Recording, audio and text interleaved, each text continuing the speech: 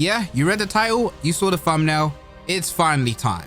After what feels like forever, we finally reached part 10 of the series, and it's time for the black and white arc. A lot of you guys have been requesting this, so hopefully I can deliver. We're going to be paying witness to a battle of truth and ideals, 2 heroes, and 2 legendary Pokemon. And as you can see, this is going to be a really long one. So grab your popcorn, take a seat, and listen up as we talk about Pokemon Adventures Black and White.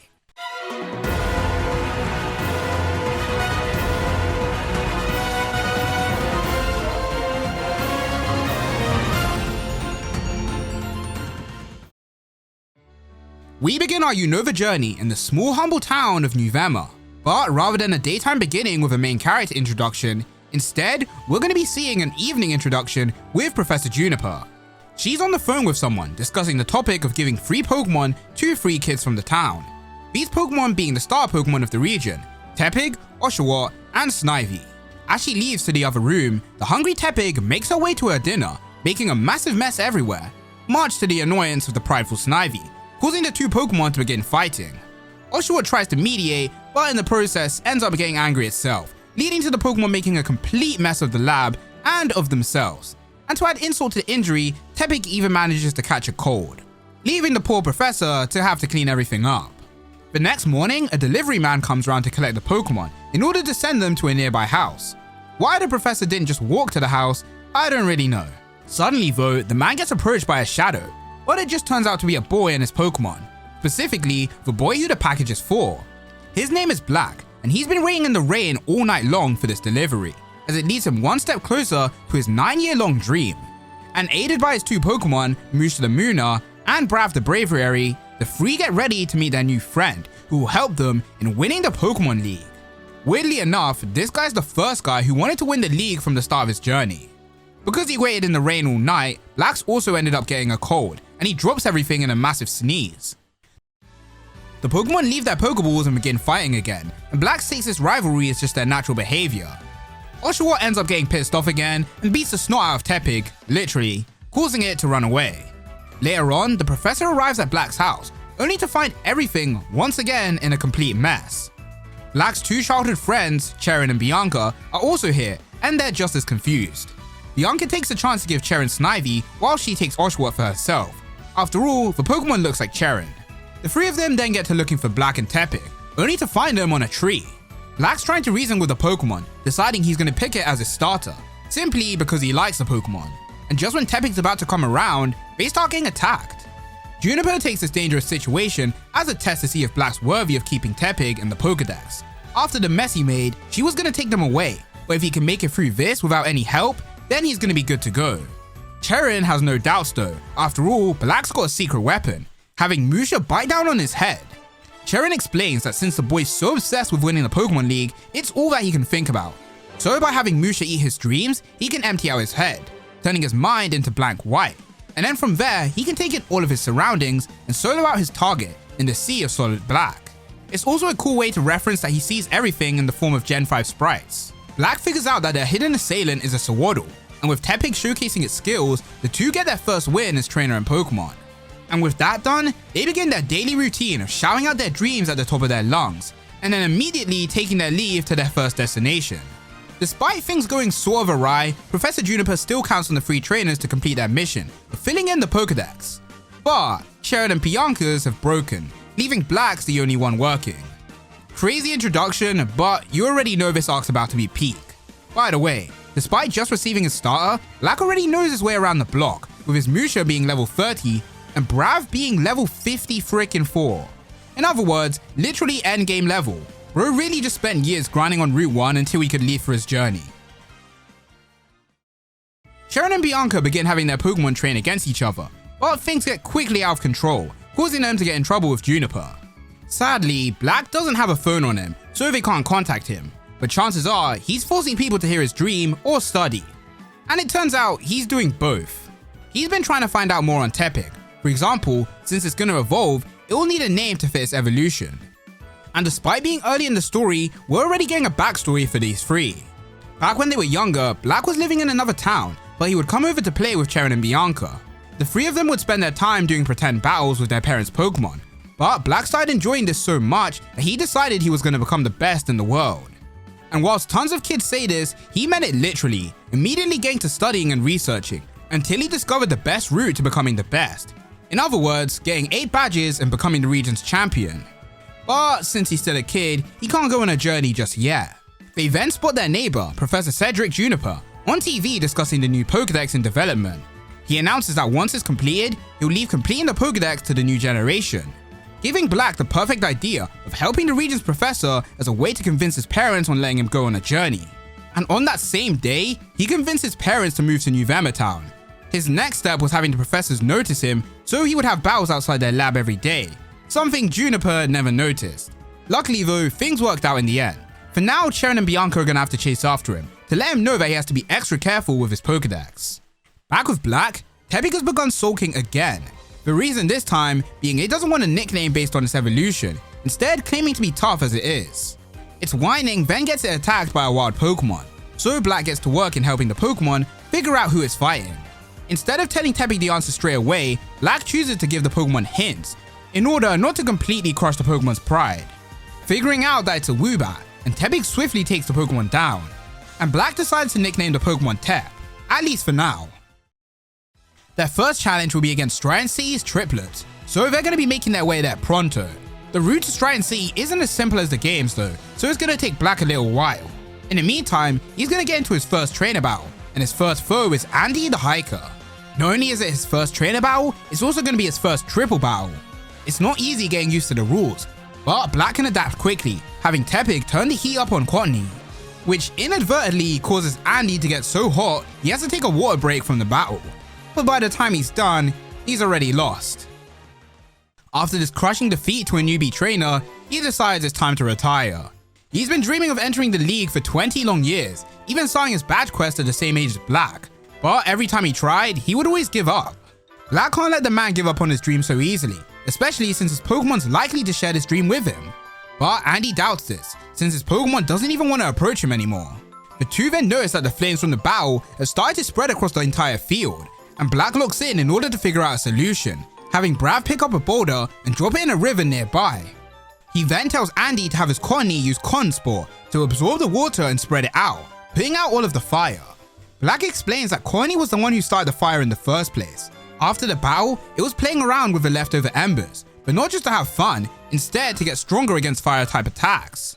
Andy asks Black about his Muna, after all it's eating his dream, but Black explains that even if Muna eats his dream, it will never die. So inspired by the young man's drive, Andy once again begins his dream of entering the Pokemon League, and heck, maybe even winning it. Watching over this wholesome encounter is a mysterious tall young man, with eyes that look devoid of life. He makes no comment, instead turning around to leave. Over at the desert resort by the Relic Castle, some workers are doing some digging when they find a weird ball.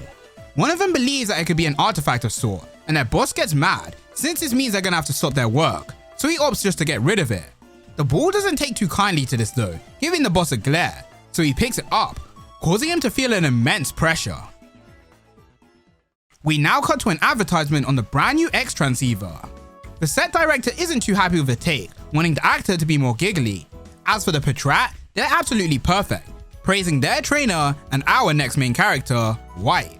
This girl's running a talent agency for Pokemon, where they're acting all sorts of media, and she's running this business only as a 14-year-old. Some commotion then begins off to the side, with a boy shouting his dream. The film crew tried to get Black to get out of the way, but he still hasn't finished up his war cry. In the meantime, the director wants White to prepare her Pokemon for filming tomorrow, these Pokemon being too Tepig. After all, she's the only agency that has both a male and female Tepig. Or at least that's what he thinks. Turns out White herself only has a female Tepig, and due to a mistake in the information, she accepted a job she can't deal with. Black's still causing trouble, this time showing off how the league tournament will be taking place in a year from now, vowing to be the victor. With his piece now said, he prepares to take his leave, only for Tep to see the female Tepig that White's holding. The two Pokemon immediately hit it off, and White takes a chance to introduce herself, wanting to ask Black for a small favor, but everyone then realizes that the filming set has been attacked. The director blames Black for the trouble, threatening to get the police involved, forcing White to try intervene. Black, however, has everything under control, locking in and figuring out the culprit. All the people knocked out were holding metal, and are placed around in a circle. And with a scorched smell in the air, as well as an electrical wire, Black deduces their target is an electric spider. And sure enough, he's completely right, as a Galvantula appears. The Pokemon had set up a trap and these people fell for it. But Black's not afraid, and he's ready to throw down, setting aflame Galvantula's trap and taking the Pokemon down. The director thanks Black, but at the same time, he did scorch all of their equipment. Luckily for him though, White makes a save, as from now on, he's going to be working under her command. Off to the side, we once again see the same young man. This time, his eyes are filled with tears, over the sight of Pokemon seemingly being exploited by humans. Who is this mysterious boy, and what could his motives be? You probably already know the answer, but it's still fun to act oblivious. And whilst I'm here, I want to ask that you subscribe to the channel. We hit 25k pretty recently, and I'm now gunning for 30. So, it really supports the channel with you subscribing, and lets me know that you want more of this content. The next evening, we get to see what the two Tepig had to film, being a super short scene, which is actually hilarious, but either way, White is overjoyed. She makes a bunch of phone calls and does some calculations, revealing despite their great performance, they're running things that are lost, something Black wasn't expecting. White explains that things aren't as easy as they seem. They have to sleep in a tent, meanwhile the two superstar Tepig get a luxury hotel room, which I'm sure would have been big enough for everyone to share, but what do I know, I don't run a business. White's got everything for a Tepig, Gigi, all sorted out, even to the finest detail. But Black really doesn't want anything to do with this stuff. After all, he already gave Tepig away for the shoe, and now that it's done, he wants out. White then shows him a list of all the bills he has to pay for the damaged equipment, which equates to 49 more jobs. She teaches Black about the reality of the grown-up world, but at the same time gratefully thanks him for his cooperation. She doesn't actually expect him to work 49 more jobs, but since the Tepig were popular, she requests he stays with them for a little bit longer. Doing show business isn't an easy task, but raising a Pokemon into a first-class performer and a first-class entertainer has always been her dream, just like how he has his dream of winning the league. So Black caves in. Since they did work on the X-Transceiver commercial, they both got some of them to keep, but suddenly, the two get attacked by an unknown attacker. Black asks White to fight back with her Pokemon, but she refuses, forcing him to take action. Because it's super dark, he can't see what they're fighting, meaning he has to lock in once again, finding out that their foe has been leaving damage in the form of perfect squares. Not only that, they're in a pattern, meaning it's likely for construction. So the culprit can only be one Pokemon, Timber. Black stops the Pokemon from causing trouble and tells it to give them a warning next time it wants to start building something, wanting to know where its trainer is. And just on time, they appear. Well, sort of, as these weirdly dressed individuals aren't technically the Pokemon's trainer, and instead have the permits to build in the area. They apologize for the trouble and help out in moving their tent. The next day rolls around and the stage has been built, and a man by the name of Getsis introduces himself to the citizens of Accumula Town. He's part of Team Plasma, and he's here to preach on the relations on humans and Pokemon, claiming that trainers force their Pokemon to work for them. Instead of commanding Pokemon for their personal gain, they should be learning from Pokemon instead, and they can start by liberating their Pokemon. Setting them free is the only way for the two species to reach equality. Finishing his speech with begging everyone to change their ways. Some people brush this off as just Getsis' words, and a mother explains to her child that him and his Petilil are good friends. On the other hand, an old man breaks down, thinking the years that he's lived his life have been making Pokemon miserable all this time. And some trainers actually begin releasing their Pokemon.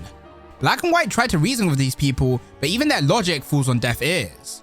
Black isn't willing to let Getsis' actions go unpunished, rushing off to stop Team Plasma. White stops him though, telling him that he doesn't have the right to. But despite this, Black knows what's going on is wrong. After all, the Pokemon's faces show it.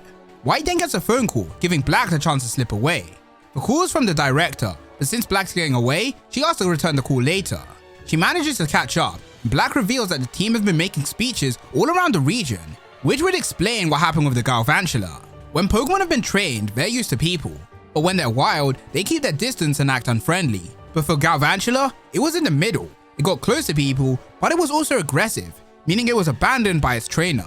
And there's a very high chance this is because of Getsis' speeches. White then remembers she has a phone call to take care of, so she takes Tep with her since it's a work-related one, and heads up the stairs to get a better signal. As for Black, he has to decide what to do with Galvantula. Originally, he was going to release it, but he's decided now to keep it, so it doesn't have to be abandoned twice. Someone tells Black that the Pokemon is speaking to him, which he laughs off, and the voice pities him. Back with White, in just those couple minutes, the director already found a new agency to work with, meaning she's just missed out on her chance to get some work. She tries to figure things out with Black. He's a skilled trainer with a dream, as well as having a weird device, but that's pretty much all she knows about him. She also takes note of how much she's been thinking of him, but just talks it up to the idea that if he was a Pokemon, she could turn him into a star. She heads back to where he is, only to find the boy getting attacked by a trainer and their Pokemon. Black's getting completely whooped, and although he knows his foe, he can't shake the undeniable power gap between them. Meaning even if he locks in with Muna, it isn't gonna help him. The young man from before then appears, confirming that there's nothing he can do to win this battle. After all, he keeps his Pokemon in Pokeballs. With things getting really bad, it's time for the level 54 Braviary to enter the scene, as Black pulls his boss to the side. The young man is unfazed though, calling upon his friends to lend him a hand. In other words, he's just straight jumping Black. Black's thinking of using his Pokedex, but he gets speed blitzed by the man, who chastises him for using the awful thing. Over with Getz's, the Shadow Triad, and the 7 Sages. They all discuss their king, who's fighting in a Pokemon battle in a Humula town, which can only mean one thing, with Getz's commenting that the puzzle he seeks is an unsolvable one, whatever that means. In the past, Team Plasma crowned a young man known as N as their king, and he would lead them into liberating all Pokemon. In the present day, Black's fighting against N right now, wanting to know the true identity of the guy. Instead of answering his question, N explains that using a Pokedex means that he's aiming to imprison Pokemon purely for research and nothing else. He's always wondered if Pokemon are happy inside Pokeballs. After all, once they're inside, you can no longer hear their voices. He continues the battle with Black, demanding to hear his Pokemon's voices. Despite his best efforts, Muna goes down, and Black warns White, saying she might have to get involved. White, however, can't believe it, as she tries to explain, but Gigi gets attacked. She finally gets the words out that she's never battled in her life, and the Pokemon that she has with her aren't even owned by her, instead they're just part of her agency, leaving Black completely flabbergasted. N continues attacking, and Tepig is the next target. Black tries to figure out a counter strategy with his Pokedex, and N once again lectures him on using the device. If he listened to his Pokemon rather than relying on data, he might stand a chance, just like he's been doing. All of Black's Pokemon are getting beaten, and N begins to cry, as he believes that Pokemon could never be happy with people. But N, my guy, all these guys were happy until you started jumping them. And it seems I'm not the only one who's tired of N's talking, as Black's also had enough, telling him to stop his whining and shut up already.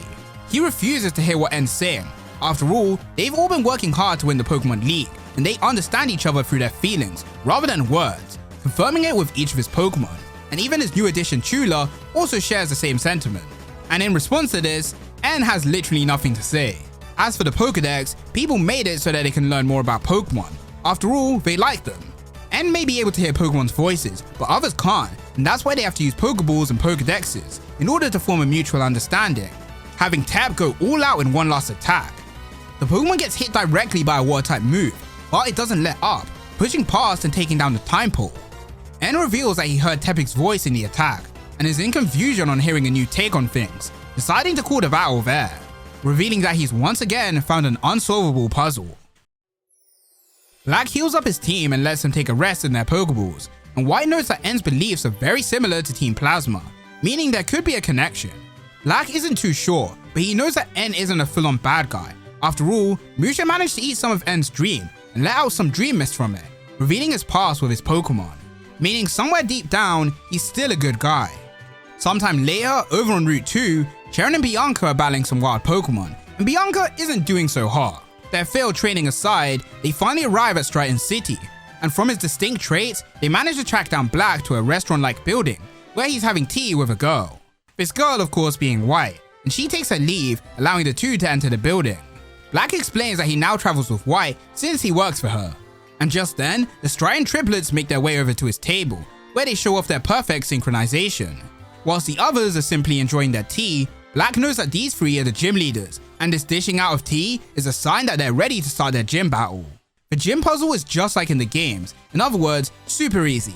But with Bianca messing things up for him, things quickly get out of control and another fight ensues.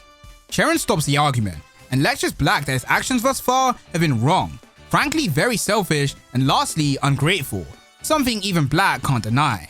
As his best friends, they know that he's excited to complete his dream, but he still needs to slow down and look at the people around him.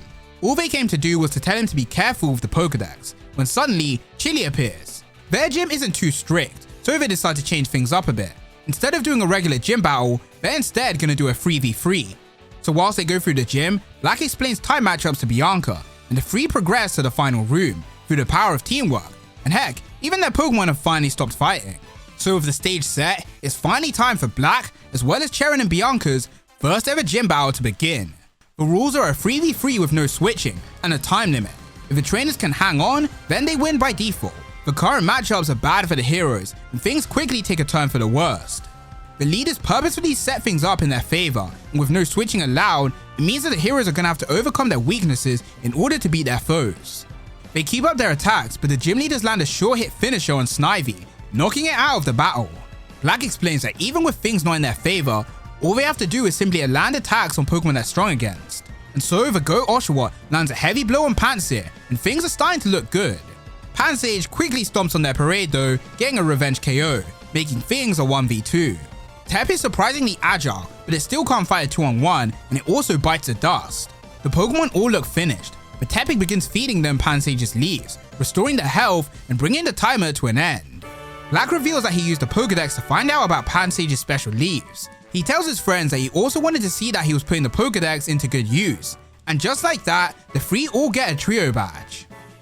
Outside of the gym, Black gives his friends X transceivers so that they can communicate with him, as well as when they travel across the region. White then finally returns and they get their introductions out of their way, as well as their goodbyes.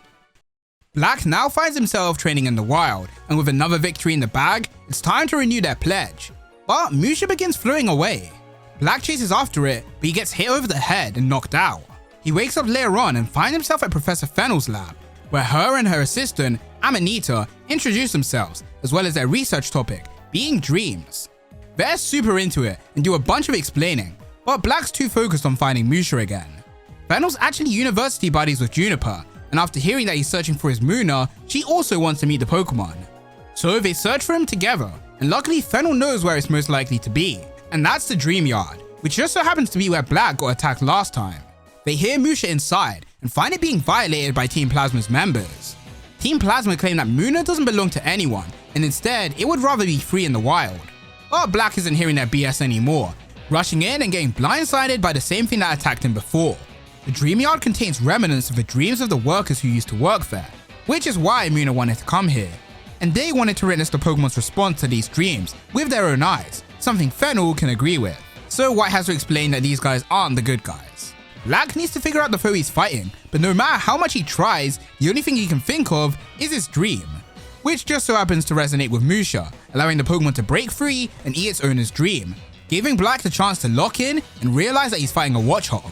He then has his team literally jump the Pokemon and put it in its place. As for Team Plasma, they've already fled the scene, leaving the Watchog behind. So with Musha finally retrieved, Fennel can take a sample of its Dream Mist, and the gang head for the next town.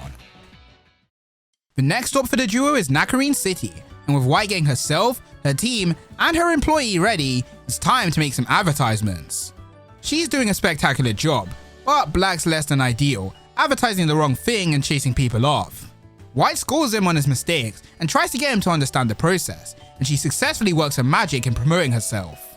Just then, the director appears and reveals that he's actually working with the guy White's speaking to, but since he likes White's idea so much, he's going to be adding her to the job.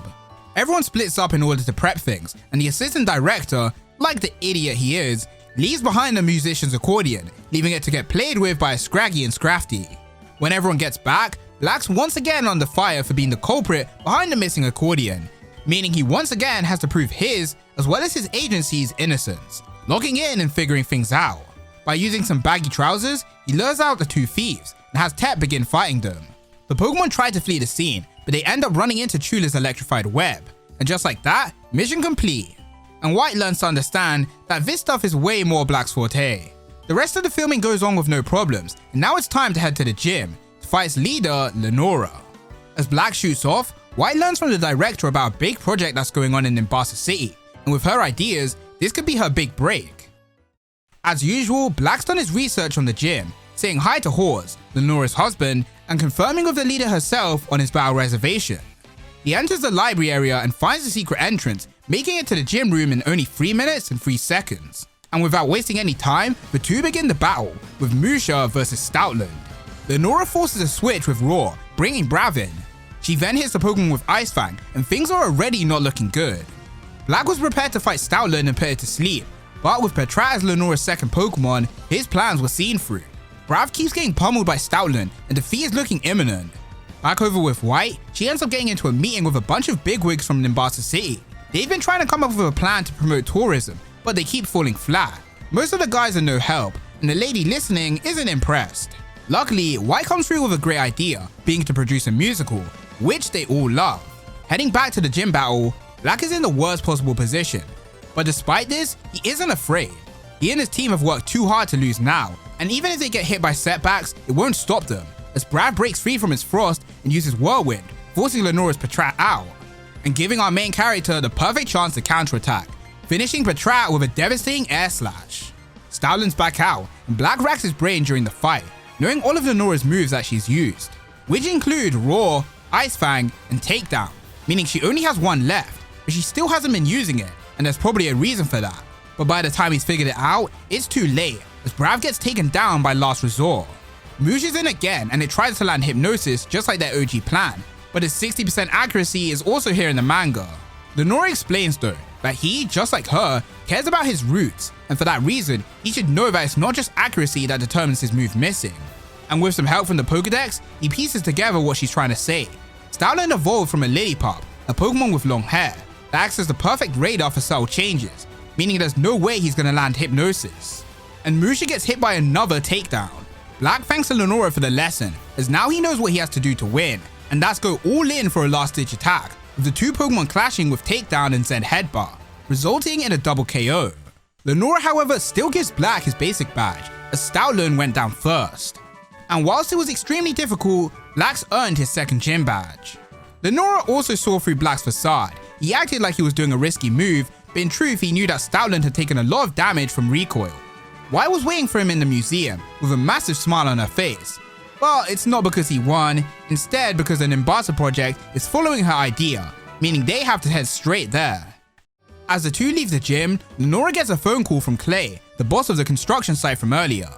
He's found a stone, and every time he tries to touch it, it radiates electrical energy, so he wants her to analyze it and keep it at the museum, since it's giving him a bad feeling. Lenora agrees, and we find out the two aren't alone in their conversation, as the Shadow Triad are spying in on them with a camera. The stone that Clay has is the Dark Stone, and they're planning on stealing it when the time arrives, in order to awaken the Deep Black Dragon, Zekrom. This page of Zekrom looks so awesome. I love when they have it spread its arms out like this. It's as if it's gonna cover the sky. Late in the night at the museum, Team Plasma are looking over a Dragonite fossil, and they decide it's better for Team Plasma to take care of it. And so the next morning, whilst Black's ready to go to the next city, White wants to check out all the shops before they go. The two of them run into Mr. Hortz, who reveals that the fossil's been stolen, and with Lenora currently gone to Clay's, it means that they're gonna have to sort it out. Black's already locked in, and he's gonna chase after the thieves. He gets held up though by an artist named Berg, and he's gonna be helping him with the investigation. But Black's not really in the mood to deal with Berg's antics, especially since both of their Pokemon are wary of each other. Berg's impressed with Black's knowledge, and for Black, it's only natural. After all, him and his Pokemon have spent years together. The two then find a stolen fossil, which is being moved in broad daylight. The fossil starts moving by itself though, and it's on the attack. Black can tell something fishy's up, so he has Brav attack, revealing Team Plasma, and more importantly, one of the 7 sages. They can see that Black's way too smart to be kept alive and straight up try to kill him, slashing at the boy's back. He asks Berg for some assistance, and with the two working as a team, they find the controller, which is a Coughing Grigus. With the ghost type defeated, Team Plasma take their leave as usual, and Black and Berg return the fossil to its rightful place. When they were battling, Black asked Berg for some help, but in truth, this was only because he didn't want to reveal his team to the gym leader. After all, he knows every single gym leader in the region. Saying his goodbyes to Berg, and promising to battle him later in Castelia City. Berg can't help but think about what Team Plasma was saying. They mentioned a hero rising to lead the world with a dragon-type Pokemon. However, fate might be tricking everyone, as Zekrom isn't the only dragon that shows the path of a hero.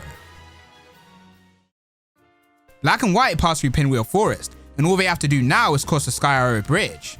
Whilst they prepare to do that though, they're being followed by the legendary Pokemon Virizion, and it leaps down at them, causing a shredding gust of wind to rip up their clothes. Black knows he saw something, but sadly they don't have the time to figure out what it was. The Sky Arrow Bridge is a massive sight to see, and Black's looking forward to crossing over the entire thing on foot. He's still covered in leaves, so they dust him off, but that makes the janitor of the bridge super angry, so he gets into a fight with Black. The guy's super skilled, but after some flaming aura farming, Black manages to get a win. In truth, the janitor wasn't really angry. Instead, he was testing his skills after realizing he met with Virizion. He's also not just a regular janitor, instead being the president of the Battle Company. And with a small encounter done, the two can finally finish crossing the bridge. In the city, Black gets lost almost immediately and ends up running into a lost child. But in reality, it's a Zoroark, and it causes a ton of mischief for Tep when Black's not looking. Eventually, he reunites with White, and she's already gotten super productive, as well as getting some more work for Tep and Gigi. The two go do their shoot and everything goes well like usual. But this time White's in a super good mood, and she reveals that Black's paid off half of his debt already. He wants to reward Tep, but he doesn't have anything special for it. Which is where White comes in, as she has some Castelia cones, perfect for healing status conditions. After their time together, White has officially decided to support Black's dream in becoming the winner of the league, leaving his skills to be the real deal and something that she can respect.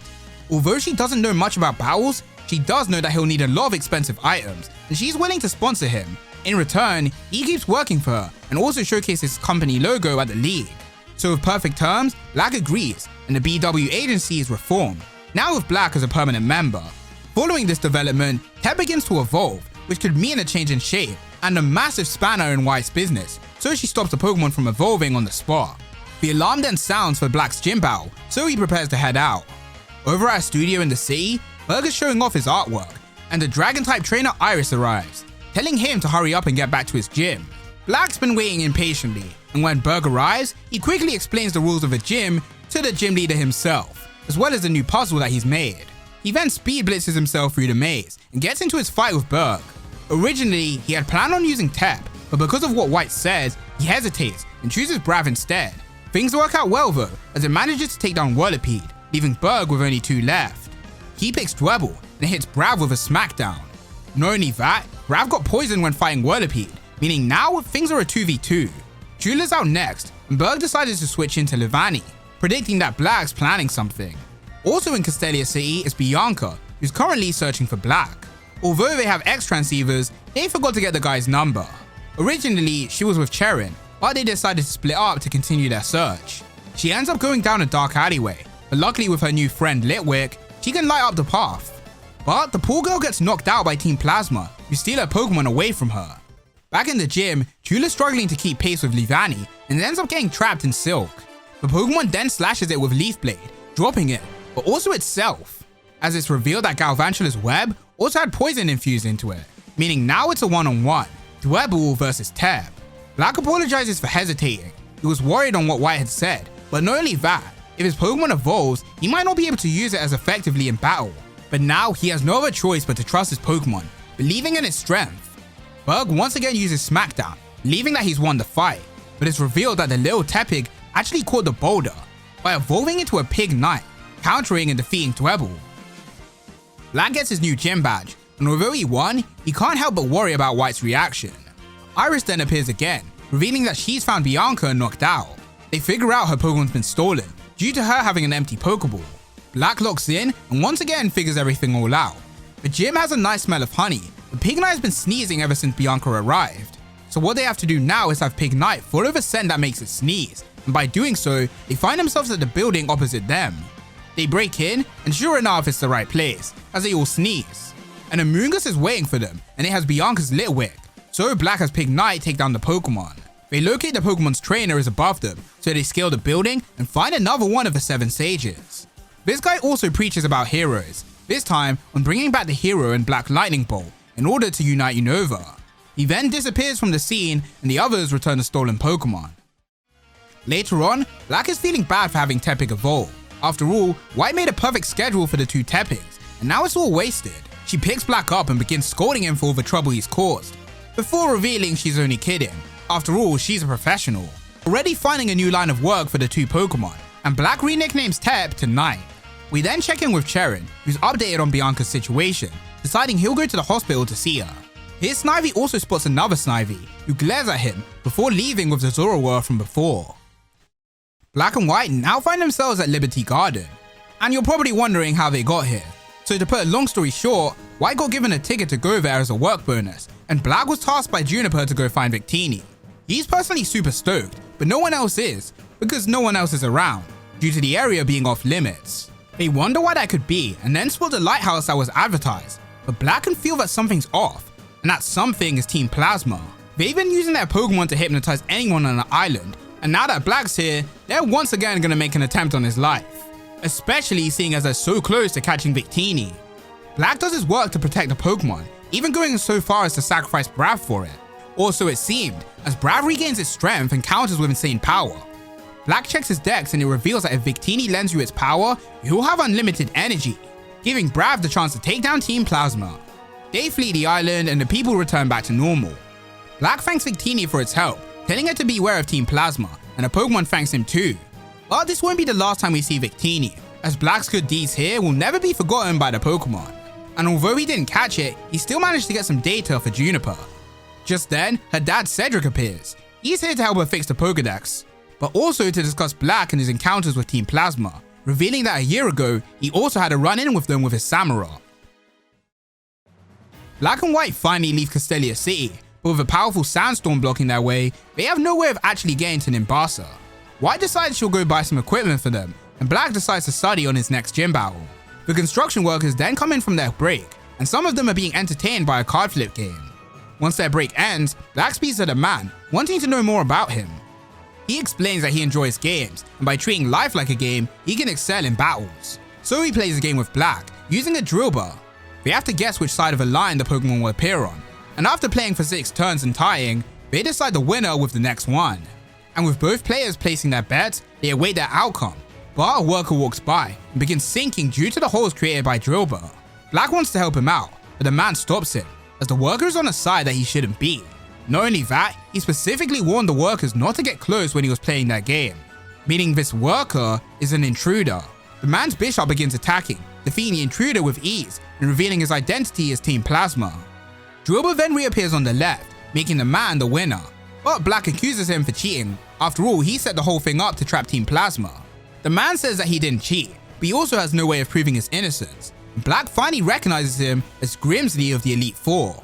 Black wants to know what he's doing here, but Grimsley will only answer if he can beat him in battle.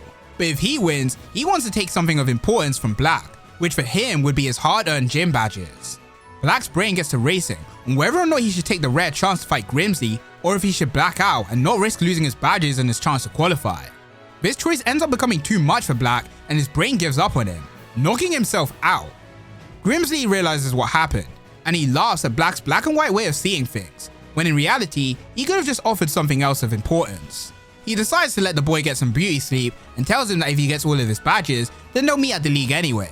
He then looks at what the Team Plasma Grunt was getting up to before taking his own leave. Over at the Relic Castle, Ryoku of the 7 Sages is looking to catch a Volcarona for the sake of Getsis. Black finally comes around and wakes up, realizing he's already in Nimbasa City. He gets the info dumping everything that happened to White, but she's already caught up, thanks to Grimsley leaving behind the card. What's more surprising to Black is that she managed to carry 2 people through a sandstorm, believing her to be some kind of macho girl. But of course that isn't the case. Right now she needs to get to work on her project. The city mayor has built a massive building just for her musical, and she's going to be finding herself super busy. Black's a bit confused on why White's suddenly in charge. After all, she just started out by giving ideas, and the lady from before is also here. Alright, pause. Let me interject here. Yamamoto, you're not slick. You're trying to hide Elisa's face so that Black doesn't recognize the gym leader immediately. But there was no reason for this angle, other than the fact that you were just being freaky in the workplace. Once again, you are not slick. We are onto you, bro. Elisa explains that since White kept having great ideas, she eventually became the lady in charge. She already knows her stuff, and Elisa thinks that she can become an event producer at the rate she's going. And because she herself is a model, she was so impressed, deciding to help her out. Showcasing her Pokemon's fancy clothes, and Black finally recognizes her as the gym leader of Nimbasa City. She already knows a ton about Black, after hearing about him from White, including his lock-in mode. They also talked about how he's a pretty cute guy. That aside, he's going to be getting his gym battle done after the musical. Opening night for the musical comes around, and with it and Elisa working together, everything goes off amazingly. Elisa explains to the crowd the concept of Pokemon musicals, but we're already 40 minutes in and we're only at the 4th gym badge, so we're not going to worry about all that small stuff. Elisa heads backstage where White's happy with the progress. A one-day success isn't good enough though, and they have to prepare some prop cases for the audience in order to entice them to come back to tomorrow's show. As for Black, his chance to battle Elisa has come around, so he gets ready to leave. But just then, he hears that White's gotten into some trouble. The prop cases that they needed haven't been delivered due to the Driftbell Bridge being kept up, so they're gonna have to think of another way of making transport. And whilst Black wants to help out, Elisa drags him away, so White can deal with the issue herself. And of course she can, finding a way that's extremely expensive but sure to work, even offering to pay the cost herself. The show eventually comes to an end, and White apologizes for the delay, revealing that they'll be giving out some prop cases in a second. She's stalling for time since they haven't arrived yet, but she manages to hold out until a plane soars above them. It drops down a crate and leaves behind a message to enjoy the musical, and we see that one of the gym leaders is the one flying the plane. And with that massive finale, the musical is a complete success. Everyone congratulates White and tells her to go get some rest, as she stumbles back to her hotel. She ends up bumping into someone, and the man offers her a place to sit, which she humbly accepts. But she suddenly feels herself moving. As it turns out, she's entered a Ferris wheel with none other than N. And bro, what is that pose? He's looking like a proper creep right now. I mean, for what he's done, he is a proper creep, but you know what I'm trying to say. Whilst this is going on, Black makes it through the roller coaster, but once he reaches the end, they realize his seat is jammed. Elisa suggests a reschedule, but Black says he'll battle how he is. So, with the rules being a 2 Pokemon Switch battle, it's time to begin, with Tula vs Zebstrika. Black and Tula suddenly get sent flying though, as the roller coaster moves around the gym.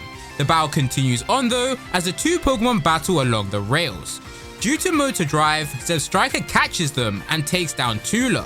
Knight is up next, and despite his size, it's still speedy and agile. Elisa uses Volt Switch to bring out Emolga, and she keeps spamming it just like in the games. When Zebstrika comes out, Black finally catches it with a Bulldoze, making things a 1-on-1. Knight is just one more hit away from a KO, and with Emolga airborne, it can't attack with Bulldoze. The gym leader asks why he hasn't had Musha bite his head, but Black would never use its help in a trainer battle.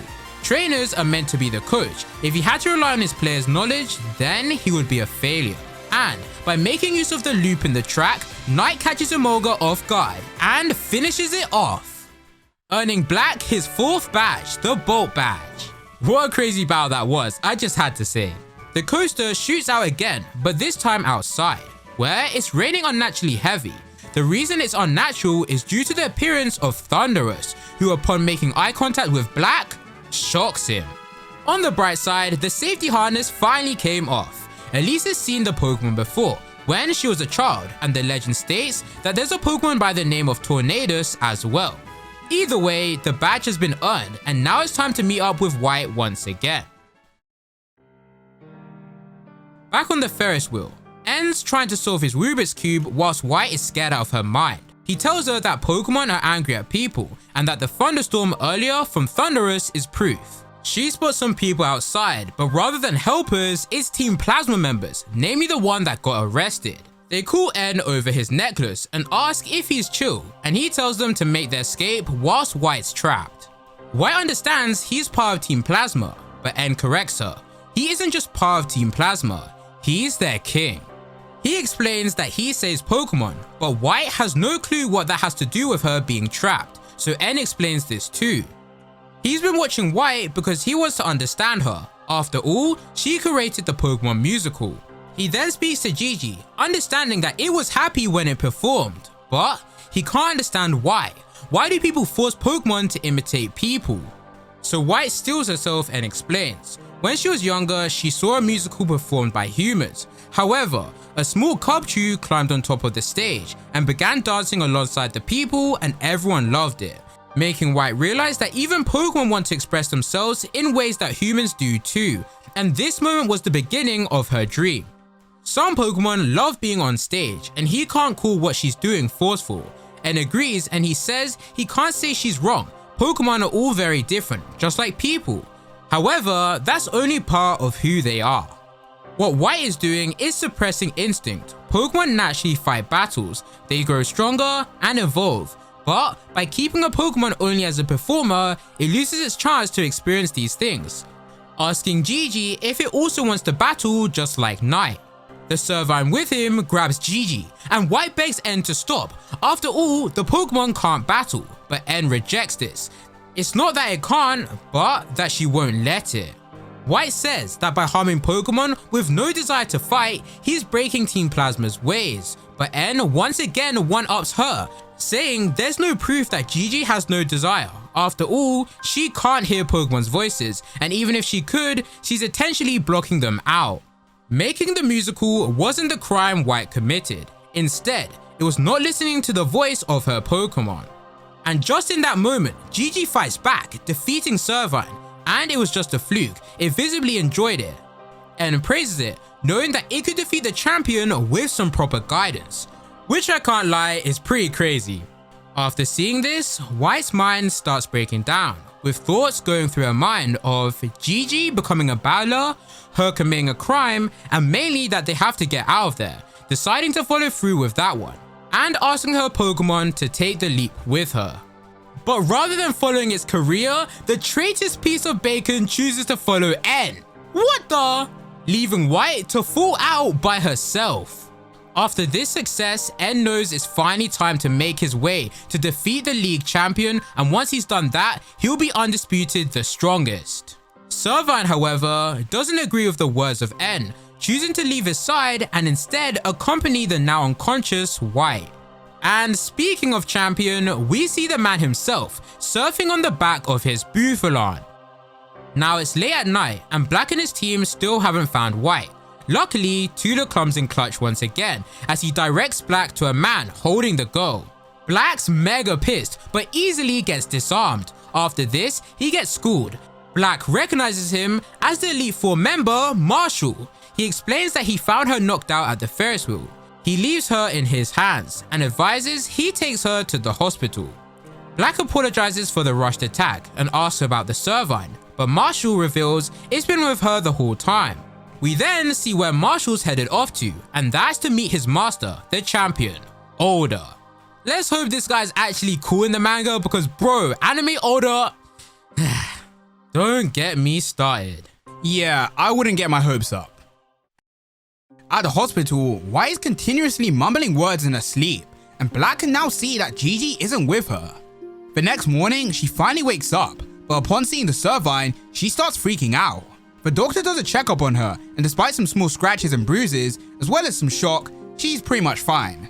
Black really wants to know what happened to her, and White explains that she met N, and Gigi chose to stay with him.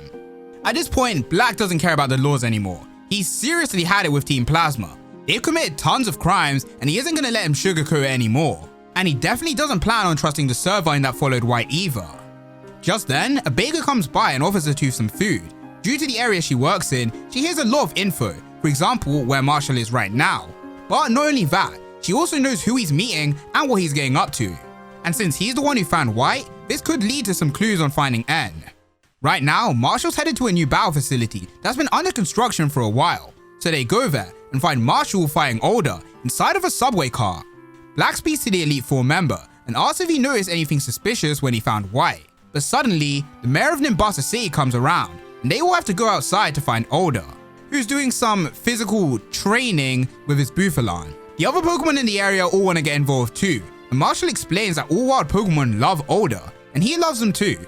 Marshall tells Black and White that he didn't see anything odd, but whilst the two are here, they might be interested in hearing about the new facility, known as the Battle Subway, and the ones in charge are the subway bosses, Ingo and Emmett.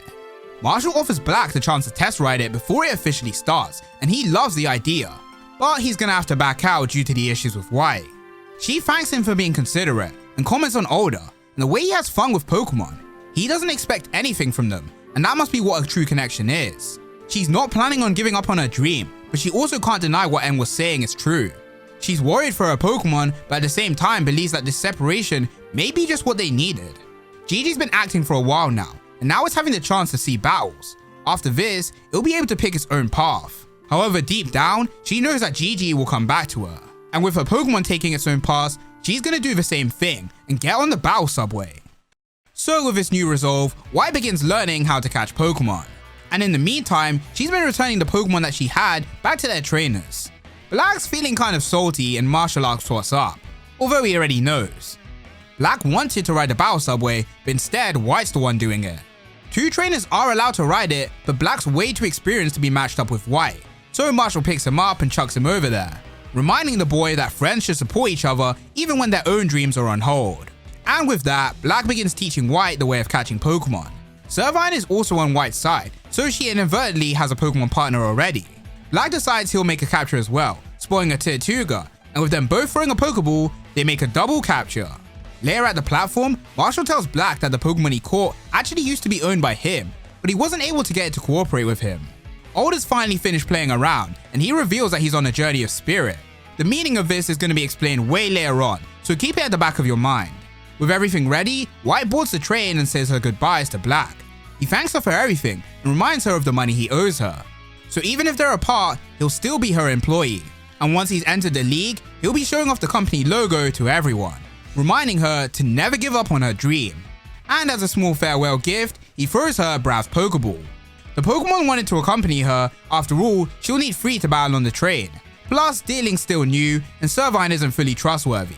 And with that, our 2 protagonists split up.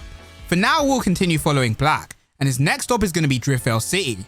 But the drawbridge is still closed. Luckily for him, he's friends with Elisa, so with her help, he can skip past the traffic and learn insider information, which is that Driftvale City's gym leader, Clay, is being unusually forgetful with the drawbridge. Elisa teases Black once again on if he'll be fine by himself, but he assures her that he's got it all figured out. They say their goodbyes and the drawbridge finally begins falling. Black's way too impatient, so he and his team train themselves by running up the bridge. They then spot the kid from Castelia City once again, and the drawbridge suddenly begins to start opening and closing rapidly. Eventually, it does stop, and Black decides to take matters into his own hands, crossing the bridge with Chula's help. But an Axew appears and cuts the rope. Black tries to climb back up, and the bridge begins to close. Fortunately though, he makes it by the skin of his teeth. And I just want to point out how unfazed Musha is during all of this. He really has no thoughts in his head. They then see Clay on the other side, and Black and his team get ready to throw down. But rather than using Pokemon, Clay takes down Black's Pokemon barehanded, making Black finally realize that it was never Clay, and instead Zorua. The Pokemon changes into Tornadus, scaring off Knight, and then into Cobalion, scaring off Chula, before ending things off by turning into Black himself. The only one able to help here is Musha, as it smashes into the fake Black by responding to his dream. The Pokemon runs away and the real Clay makes his appearance. He usually operates the drawbridge as usual, but due to Team Plasma roaming around, he didn't want them to enter Driftvale City. Now we check in on White, who's in a battle against a virtual trainer on the subway, but she loses continuously. Ingo and Emmett reassure her that everything's fine, and they're just doing some test runs. Soon they'll be arriving at a station though, so for now she can relax. White takes a look at her team, consisting of Darling the Deerling, Brav the Braviary, who's way too strong for her to handle right now, and Servine, who still hasn't shown much love to her. They leave the underground and reach outdoors, and White notices another person on the train. The person's a lady, and she's reading out a book that she's writing.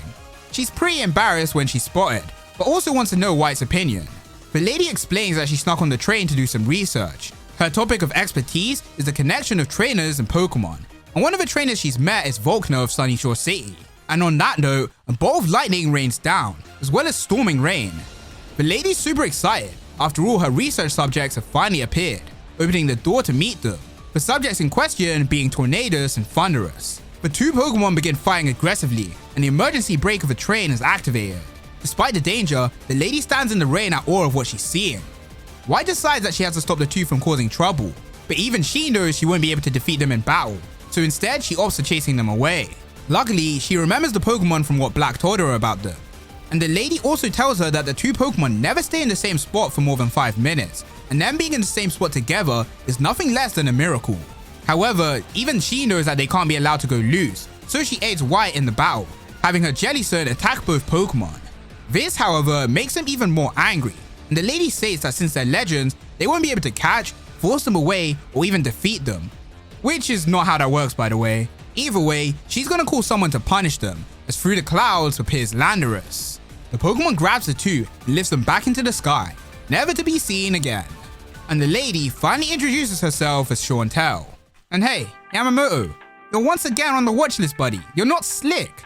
However, this time, we're gonna let you slide. You may be onto something. White recognizes her as one of the Elite Four that Black's trying to beat, and she gets back on the train while Chantel stays behind. Although everything was sorted out, when the Pokemon weren't looking, they were all captured by a shadowy figure. We now check up on Cheren, who's witnessing his first Pokemon evolution as his Pidove evolves into a Tranquil. Black's also here, and he congratulates his best friend on his success. Cheren also compliments Black's squad, wanting to catch up with them. He may not be aiming for the league, but he does want to raise his team into becoming much stronger. Cheren then takes Black to a building in order for him to learn something, and whilst Black's learning, Cheren gets attacked outside. He rushes to his aid, but everyone's already gone. Cheren calls him and tells him that he got attacked by thieves who were trying to steal his Pokemon, and now he's chasing them down into a building, this being the cold storage. Inside, Cheren slips on the ice and gets grabbed by some evildoers, who steal both Snivy and Tranquil. These people, of course, being Team Plasma.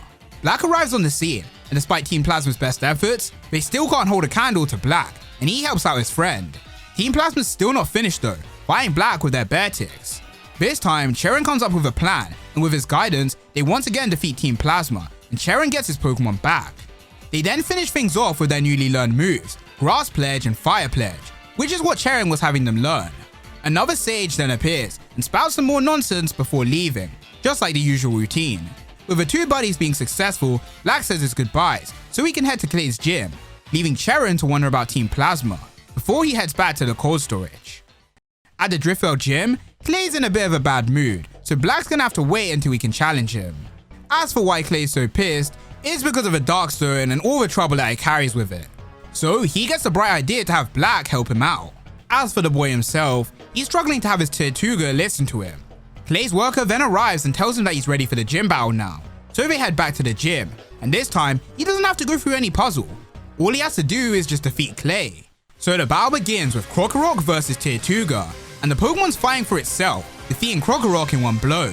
Clay explains that the Pokemon Black has is actually super rare, and eventually it will evolve into a Caracosta, so Black names it Costa, but it still isn't planning on listening to him. Clay sends out Palpitoad next, who hits the Pokemon with water attacks and Hyper Voice, forcing Costa back into his shell. Clay switches once more into Excadrill in order to finish it off. However, the Pokemon still can't break through Costa's defense. Black praises the Pokemon heavily, and even it can't help but feel embarrassed about it. Clay thinks to himself that although they started out rocky, he managed to befriend the Pokemon already. He's been backed against the wall, but he isn't giving up, understanding what all the gym leaders saw in him. After seeing for himself that Black's the real deal, Clay decides that it's time for him to hear the story. When they were mining, they found a strange stone containing immense power. He gave this stone to Lenora, who researched it and found out that it was the Dark Stone. Encased in this stone is the legendary Pokemon Zekrom. With this discovery being made, things are likely to get messy, and even the league might get postponed. But if Black wants more info, he's gonna have to defeat Clay in the battle. So the gym battle resumes with Musha versus Palpitoad. Black goes for Zen Headbutt, taking down Palpitoad, but also Musha itself. Excadrill's back out and is Clay's final Pokemon, so Black chooses Night. The Pokemon barrels through the ground, attacking Night from all angles, so Black has to make some holes in the ground until they can catch it. The Pokemon continue their fight until a rubble hits the lights, making everything dark. And after shining a torch with the Pokedex, they see that both Pokemon have fainted. You'd think this means Black wins, but Krokorok is back on his feet, meaning Black still has a bit to go before he can claim victory. Although it's dark, this Pokemon's able to track heat signatures, so it can attack through the dark. Tirtouga still isn't fully on Black's side, so he needs to think of a way to seal the deal, lying down and tricking Krokorok into attacking him, then having Costa shoot water at his direction, thus earning his victory, leaving Clay both shocked but also impressed. The two then continue their earlier discussion. Team Plasma have been watching him ever since he found the Darkstone, and it's clear that they want it. Lenora explained that if the legends are true, chaos is sure to follow, so they'll need all the gym leaders to work together in order to prevent Zekrom's awakening. Right now, the Darkstone is in Nacrene Museum, and they're gonna bait Team Plasma into showing up, including Black in the plan as well. So the two make their way to Mistrotan City, as their meeting spot is Celestial Tower. They take a look at the massive plane in the city, before making their way to their destination. Once they arrive, Black's feeling kind of scared. After all, the place is technically a tomb for dead Pokemon, even referencing the idea of zombie Pokemon from the first book. They plan to have 6 gym leaders attack, and so far 5 of them are here: Elisa, Berg, and Clay, who Black's already met, and now Skylar of Mistrotan and Bryson of Icarus. And once Lenora arrives, they'll be all ready. Berg's looking forward to working with Black once again, as well as taking down Team Plasma. But Skylar's feeling kind of fidgety, so Black asks what's the deal. But she's more surprised that Black hasn't noticed, picking him up and flying him out of the tower. The reason for this was to help an injured Pid off. But heal up the Pokemon, and Skylar asks Black if he can ring the bell atop the tower. Once she hears its chime, she explains that the sound is meant to comfort the souls of the dead Pokemon, but also to reveal the nature of the person ringing it. But when Black rang it, it sounded kinda murky, so she pushes him right off the tower, leaving him to fall. She apologizes, but ultimately, she wasn't 100% trusting of him joining their plan, and him failing the bell test is even more proof she was right. So she has Swanna pick him up and take him to the gym, where the two of them will have a battle. At the gym, Black gets blasted through cannons, and Skylar's already waiting. The rules are simple, 3 Pokemon standard battle, and Black starting things off with Night. Despite its type disadvantage, Night puts up a fight and manages to land some hits. Skylar tells Black if he loses, she's gonna send him all the way back to New Town. And the worst part is, she's not joking. Night takes some more beatings, but counters back with Heat Crash, taking down Swoobat. Due to the change in plans, at the Nacrene Museum, Lenora sets up the bait, and the Shadow Triad appear just as planned. They want the Darkstone as expected, so Lenora is gonna have to hold them out until the other leaders arrive. As for the other leaders, they're all waiting in the plane for Skylar. Clay wants to drag them out of the gym, but Bryson says they have to be patient and wait. At said gym, Swanna is out next, and he has no problems dealing with Night. Black sends out Costa, and he commands Ancient Power. And Costa's like, really bro?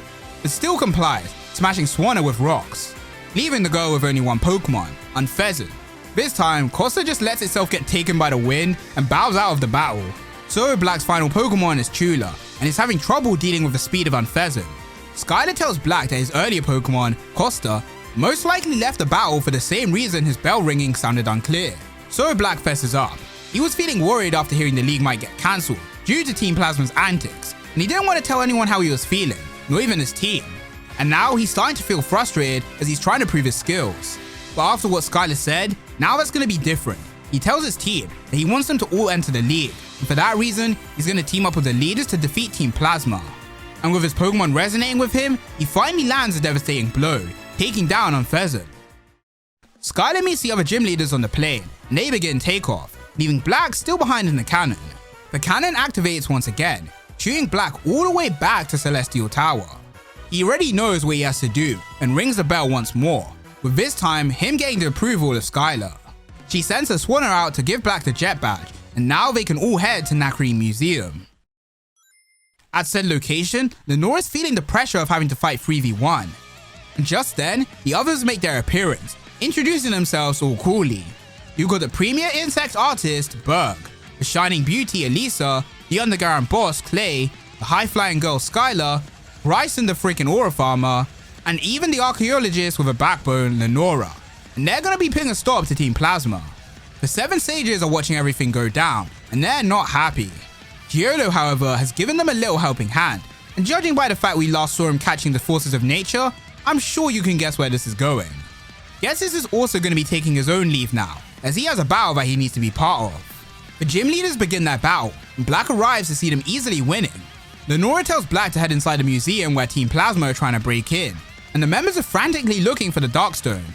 And the way these guys are written is so damn good, because it really brings out a reaction from the readers. Like, I hate these guys with a genuine passion. Black bursts onto the scene and puts a stop to their mess, and says he's gonna crush them, making bro sound like the villain.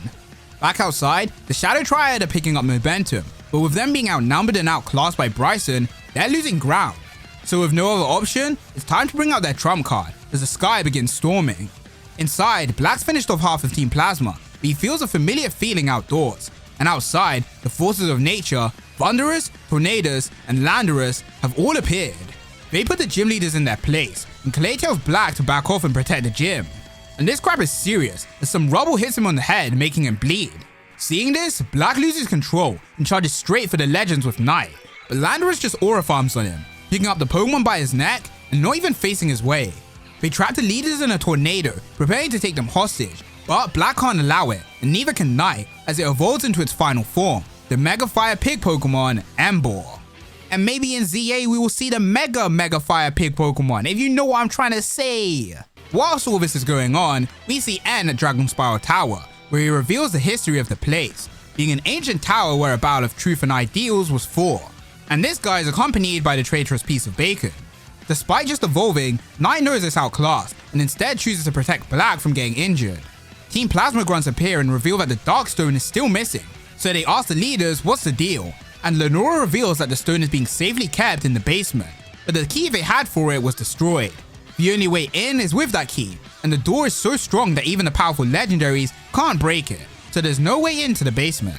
For now, they'll just settle on catching the gym leaders and make their search later. As for Black, he's too weak to be a threat, so they just leave him be, which is a choice that will definitely not bite them later. So, with the gym leaders captured and defeated, it's safe to say this plan was a complete failure. Before they get taken away though, Lenora gives Black a wink. Black thinks to himself what it could mean, realizing what the gym leader was trying to signal. But Black's not alone, as Bryson's also revealed to have escaped, just like the goat he is. Black explains that there's another way into their basement, and that's through the gym puzzle. But since he's the only one who knows about it, it's probably safer that they leave the stone in the basement. After all, it's as strong as a bunker. But Bryson knows that Team Plasma will probably be able to find a way to break in. So Black completes the maze once again, and the Dark Stone is there, just like Lenora said it was. But a voice appears from behind Bryson, as Black gets brutally shocked, leaving him confused at why Bryson would attack him. But it's revealed to be a Team Plasma grunt all along. Yeah, I have no clue how this works, but sure.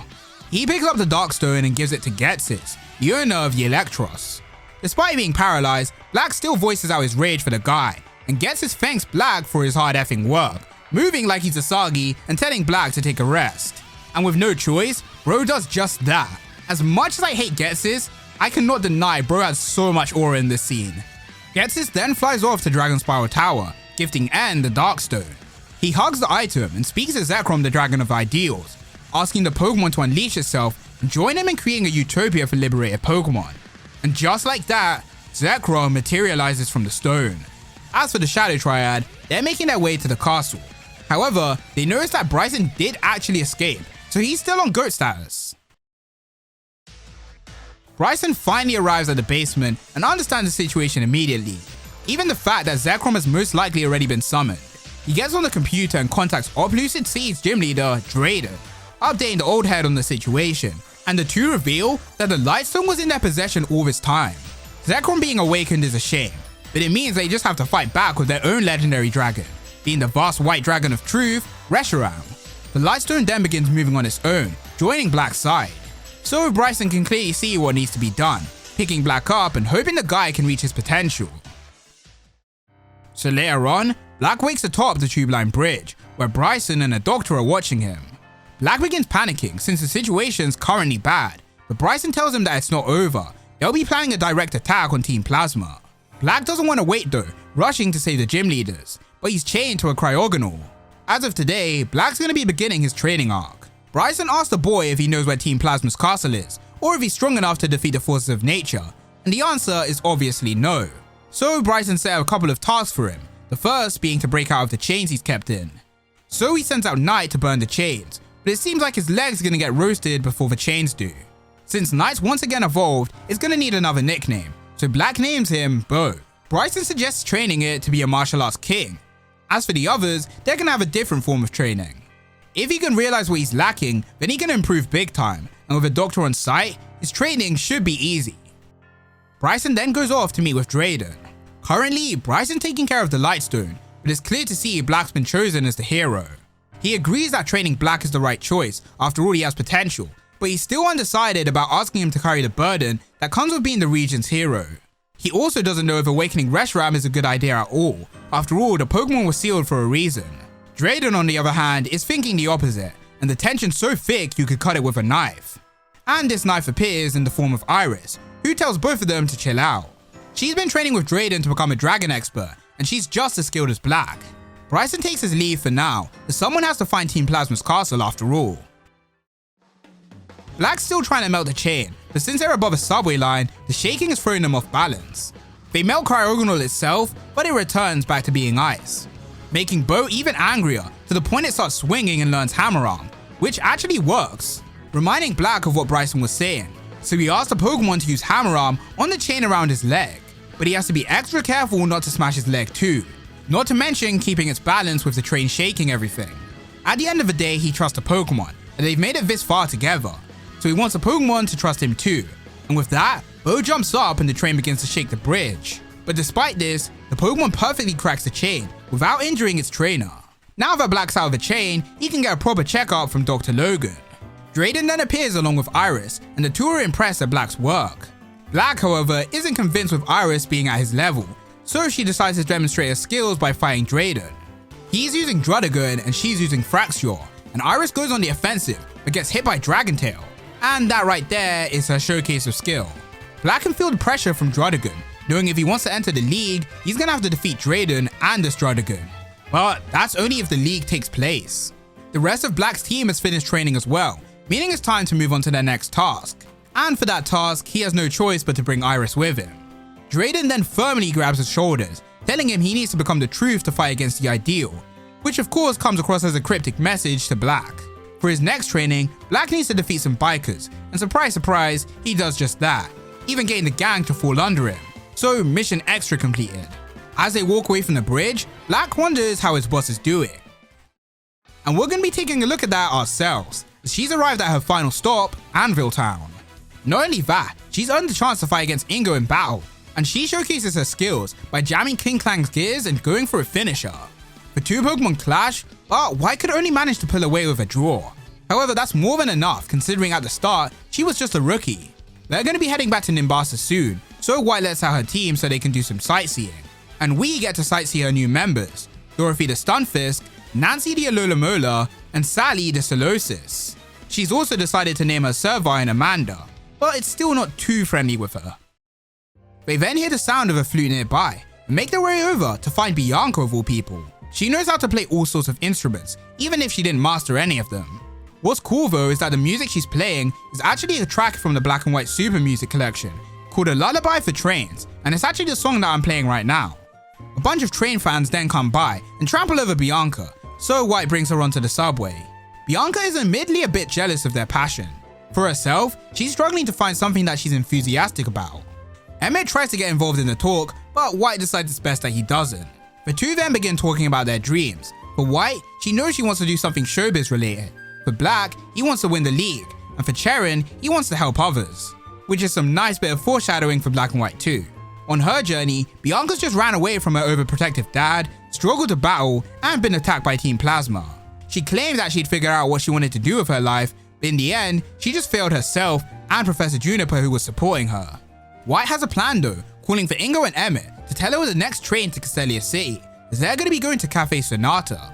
On the way there, Bianca asks White to play the song once more, and she's not the only one listening. In Castelia City, White tells Bianca that her music isn't exceptionally good, but instead, it touches the heart. And she knows all this stuff, after all, she's in show business. So they're going to be meeting a famous guitarist at the cafe. White called him over the X transceiver whilst Bianca played, and the guy wants to hear her music in person, so here they are. But once they get inside, they find the place in shambles and a Vullaby begins attacking White.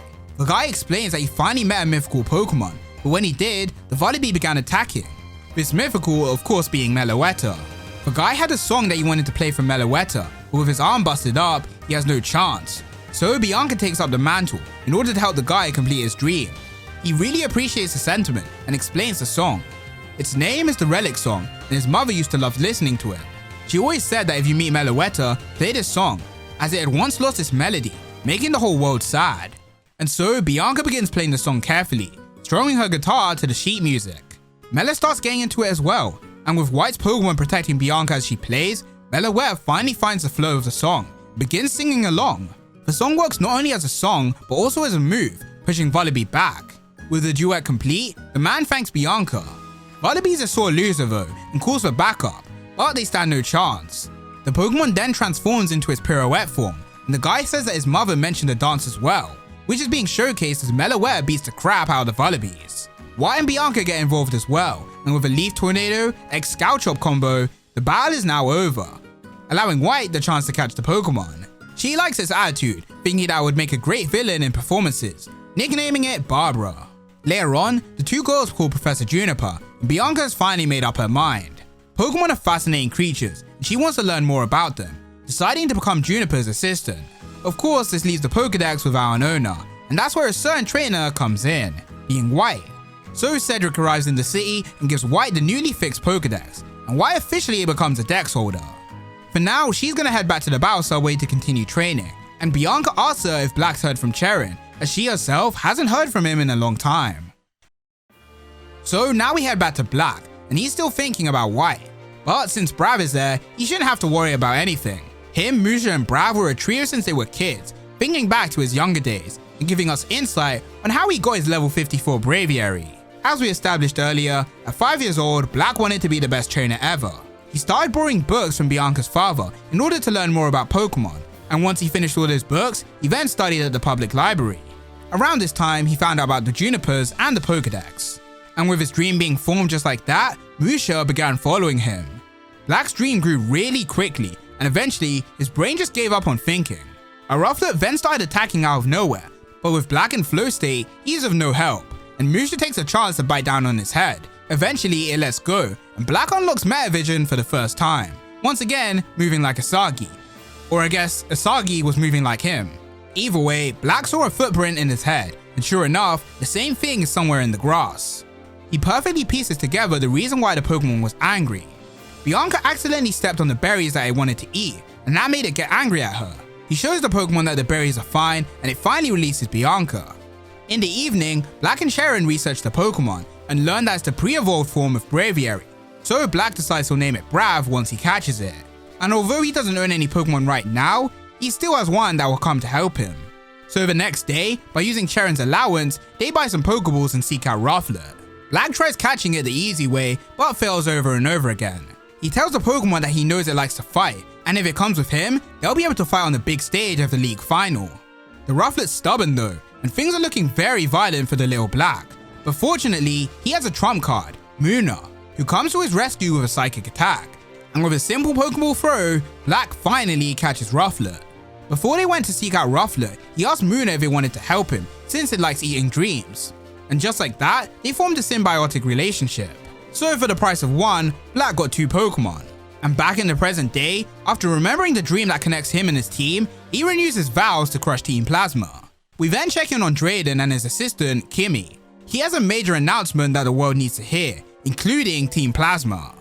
Back with Black, he's arrived at his final training location, being Bryson's gym. Inside the gym is tons of movie memorabilia, connecting back to when Bryson was a popular actor. Sadly though, he got injured, so he had to make a career change. And during all this time, Logan's been his personal physician. As for the one who recommended the job of gym leader, that was actually older. Bryson then arrives to interrupt the story, and Black can finally start making his way through the gym puzzle. Someone we haven't seen for a while is N, and that's because he's trying to befriend Zekrom. But despite his best efforts, he still can't do it. He tells the dragon that every trainer will leave behind Pokeballs and free their Pokemon so that they can become equals, meaning it wouldn't have to force itself into a stone anymore.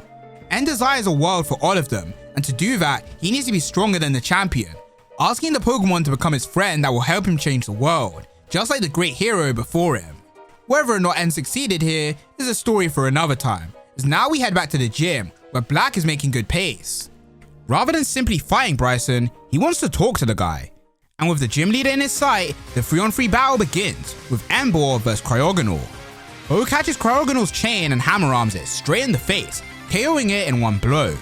Up next is Vanillish, who sets up Hail, disappearing into the ice. Bo still manages to land a hit on it though, and Logan comments on how it's become the ideal Pokemon. Which brings up the conversation Black wanted to have with Bryson. Drayden talked about being the truth to face the ideal, and he needs to know what the gym leaders expect from him.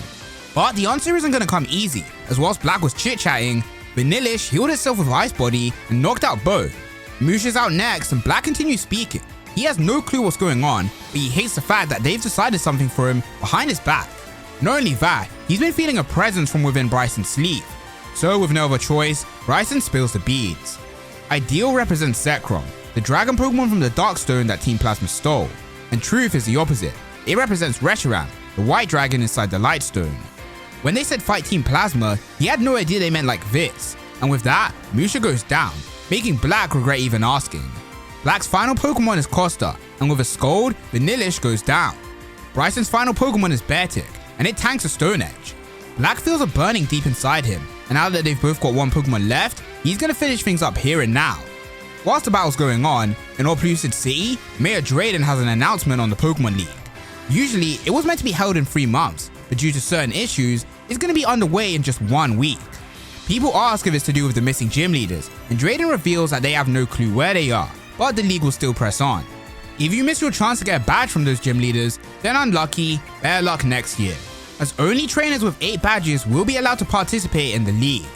Drayden then takes his leave and reveals that he plans to have the league act as bait to lure Team Plasma, as there's no way they're going to miss the big event. Back at the gym, Costa's been put on the defensive. Beartic tries to break through with superpower, and Black marches up to Bryson, telling the leader that he accepts being the truth of Unova. N was always talking about being the champion, and his dream is to win the league, meaning being the champion older. So in other words, him and N are like rivals, aiming for the same thing. So if he's with Zekrom, he'll be with Reshiram. And with his resolve proven, Black's Costa evolves into Caracosta. Beartic lands a heavy blow, and Black thanks Bryson for the training, as he receives the Light Stone. Bryson tells him that he can rematch him anytime if he wants to enter the league, allowing Black to learn that the league is in fact not cancelled, and revealing Costa never went down, and instead caught the attack, giving it a chance to land a mean counterattack, dropping Beartic and granting Black another win. He then makes the move to call upon Reshiram, but of course nothing happens. Truthfully though, he isn't worried, as the Pokemon's already chosen him and will appear when the time is right. Bryson then gives Black his 7th gym badge, the Freeze badge, meaning now all he has to do is battle Drayden. Iris then breaks the news that he's actually missed his chance, as Drayden announced the league is already being pushed forward. Even Bryson wasn't aware of this change in schedule, and Black begins breaking down, to the point that his dream starts becoming murky, and Musha starts getting scared. He then starts getting filled with rage. After all, Drayden was the one ranting about truth and ideals, but now he's here sabotaging him. The others calm him down though, and reassure him that if he can impress Drayden, with or without Reshiram, he'll still have a chance to get his last badge. For example, the Swords of Justice, Cobalion, Virizion, and Terrakion, or even their pupil Keldeo. Black's still unable to think straight. The idea of catching these legends in 1 week sounds impossible. The next day, Black finds himself facing the forces of nature, who command attacks, easily defeating him. He then wakes up, revealing the whole thing to just be a nightmare. He's been feeling really down and thinks if he should call White, but decides against it. After all, she's focused on her training. He's ran into Virizion once before, and Iris has some info for him. At the Mistroan cave, he can find the lair of one of these legends, and Black zooms there in seconds. Once there, he runs into some side characters that we're not really going to get into. The important thing is, he finds the Swords of Justice. But despite his best efforts, he still doesn't match all 3 of them in power. But that doesn't mean that he's miles off them either, managing to hold his own. Iris is trying to catch up with Black, and she runs into Cedric Jupiter, the man who told her the info. He also tells her that the 3 Pokemon don't mess around with humans anymore due to an incident in the past. An explosion suddenly occurs due to the torches that the group were carrying, and due to one of the side characters being alright Pain, the legends lose even more faith in humans. They all head outside, but their Pokemon get taken by the swords. Cedric and Iris then arrive, and he's been looking forward to finally meeting Black. He explains that due to the incident in the past and what they just saw here in the cave, they don't believe Pokemon should remain with humans. Black looks in for the first time in a while and tracks down the legendary Pokemon, but they're not too happy to see him. He tells the Pokemon that the people made a big mistake and endangered their Pokemon, but they still really care about them, the same way the Pokemon care about them. Virizion and Terrakion understand, returning the Pokemon to their trainers, but Cobalion lifts Black up by his shirt, before backing away after being told by his comrades. And with that, the Pokemon disappear without a trace. Although they can't speak with humans directly, it seems that the Pokemon have gained new trust in humans after seeing Black. Now we head over to Route 6, as Alder and Marshall are talking about the Pokemon League. The young man then appears before them, telling them the story of Unova's legends. There once was 2 brothers, the elder who searched for the truth, and the younger who searched for the ideal. They were also accompanied by a dragon Pokemon, and all together made the land of Unova. Alder continues the story, revealing that the brothers couldn't agree on which path to pursue, so the legendary dragon split into 2, the older brother with Reshiram and the younger with Zekrom. We see the legendary Pokemon itself accompanying the young man known as N. N's been waiting for the fool to show up in order to officially challenge him. Alder accepts the challenge, deciding on a double battle with 4 Pokemon. Things get right underway, with Bouffalant and Escavalier versus Darmanitan and Archeops. Bouffalant uses Head Charge, and N says that Alder clearly doesn't care for his Pokemon. After all, the move causes recoil. But the champion explains that since the Pokemon has thick hair, he doesn't really feel it. Not to mention, his Pokemon trusts him, and that's why he uses the move. Darmanitan changes into Zen mode and attacks with Psychic type moves. As for the other battle, Archeops is way too fast, so Escavalier just dips and helps out Bufalon, double teaming Darmanitan and taking it down. Older then asks about the gym leaders and if he's a member of Team Plasma, which N confirms. Not only is he a king, but he's also a hero, accepted by Zekrom. We check back in on Black, who's feeling pretty down once again. Iris tries to console him, but he says that she wouldn't understand him, so she asks if someone like White or Bianca would understand him, making him even more angry. Black explains that the only ones who truly understand him are his Pokemon, especially Musha and Brav, but since Brav's with White, he's only got Musha. Iris teases him some more, and Black just wishes that Brav would Skydrop her, and right on cue, the Pokemon appears from the skies. In other words, meaning White has finally returned, accompanied by a superior.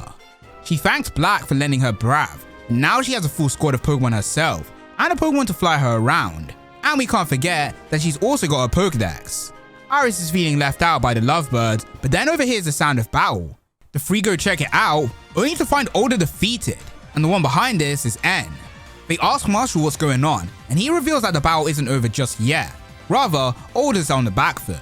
The battle resumes once again, and Excelgor is outpacing Archeops and hitting it with Acid Spray, bringing the battle to its final stages of a 1 vs 2.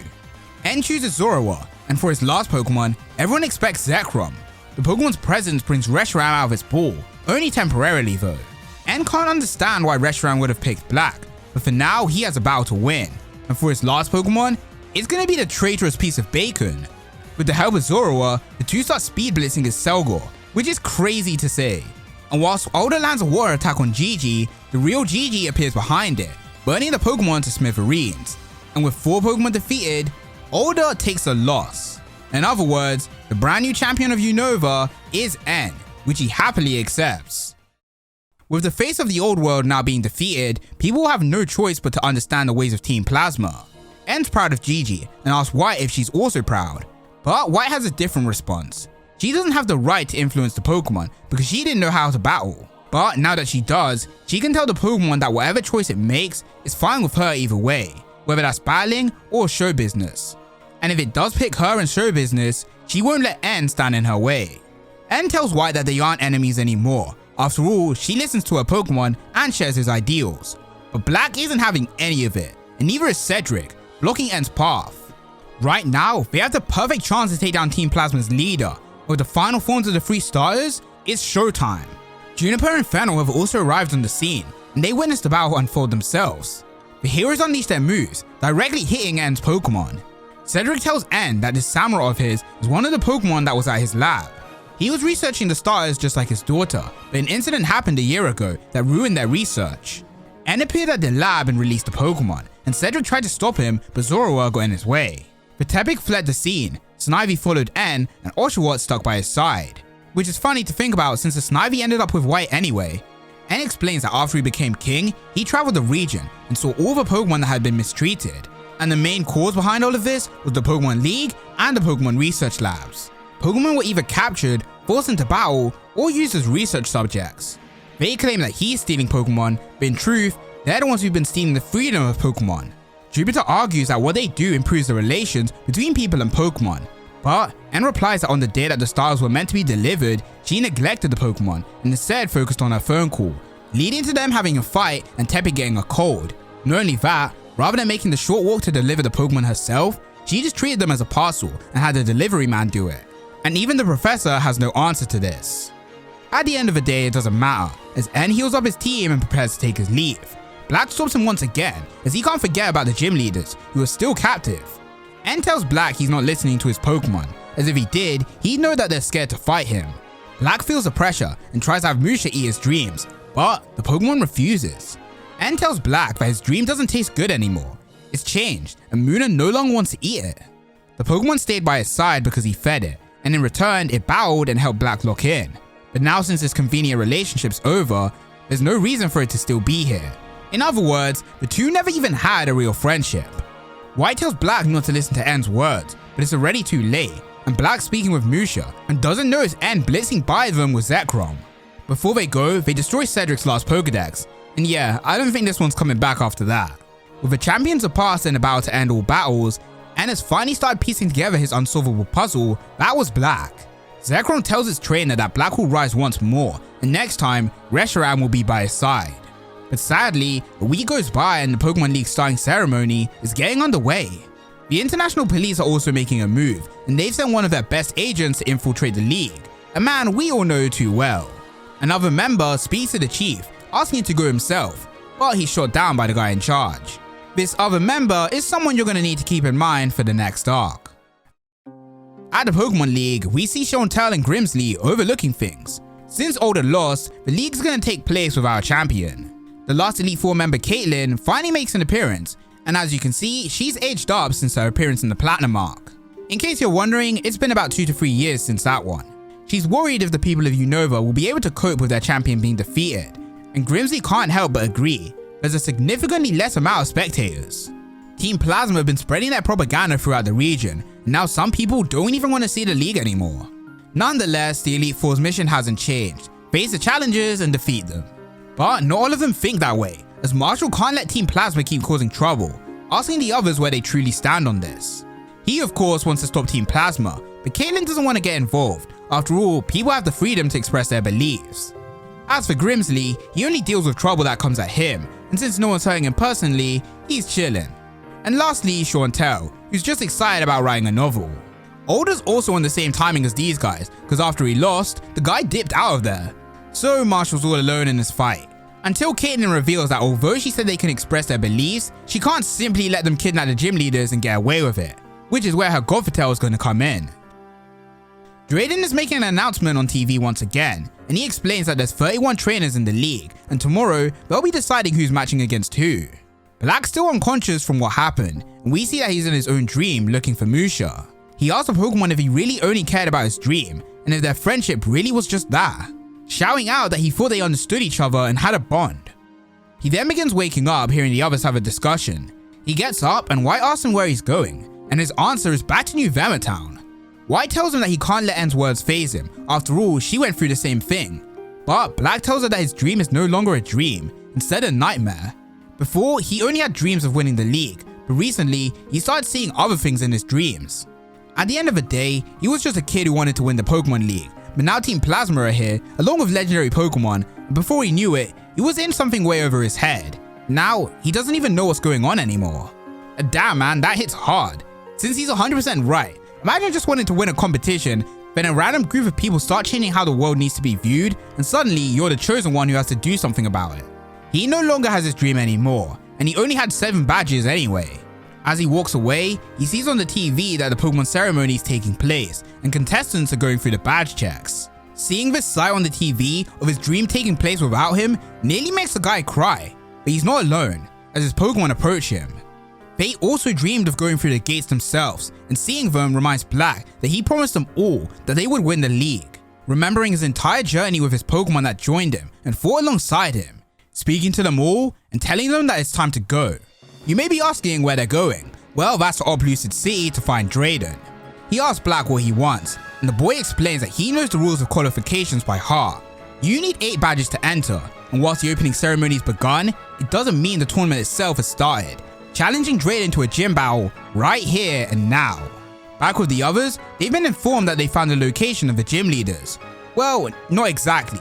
By using Godfatale's power, they can see that they're still in the region, and they can connect their minds with them in order to talk with them, where we see that the gym leaders are asking for help. Back with Black, he begins his one-on-one fight with Drayden, Druddigon versus Braviary. Despite the fact that they're fighting in a corridor, the two Pokemon aren't holding back, and there's only 15 minutes left until the ceremony ends, and once that time's up, it'll be all over for Black. By now, he's already been fighting for 30 minutes and hasn't gone anywhere due to Druddigon's speed.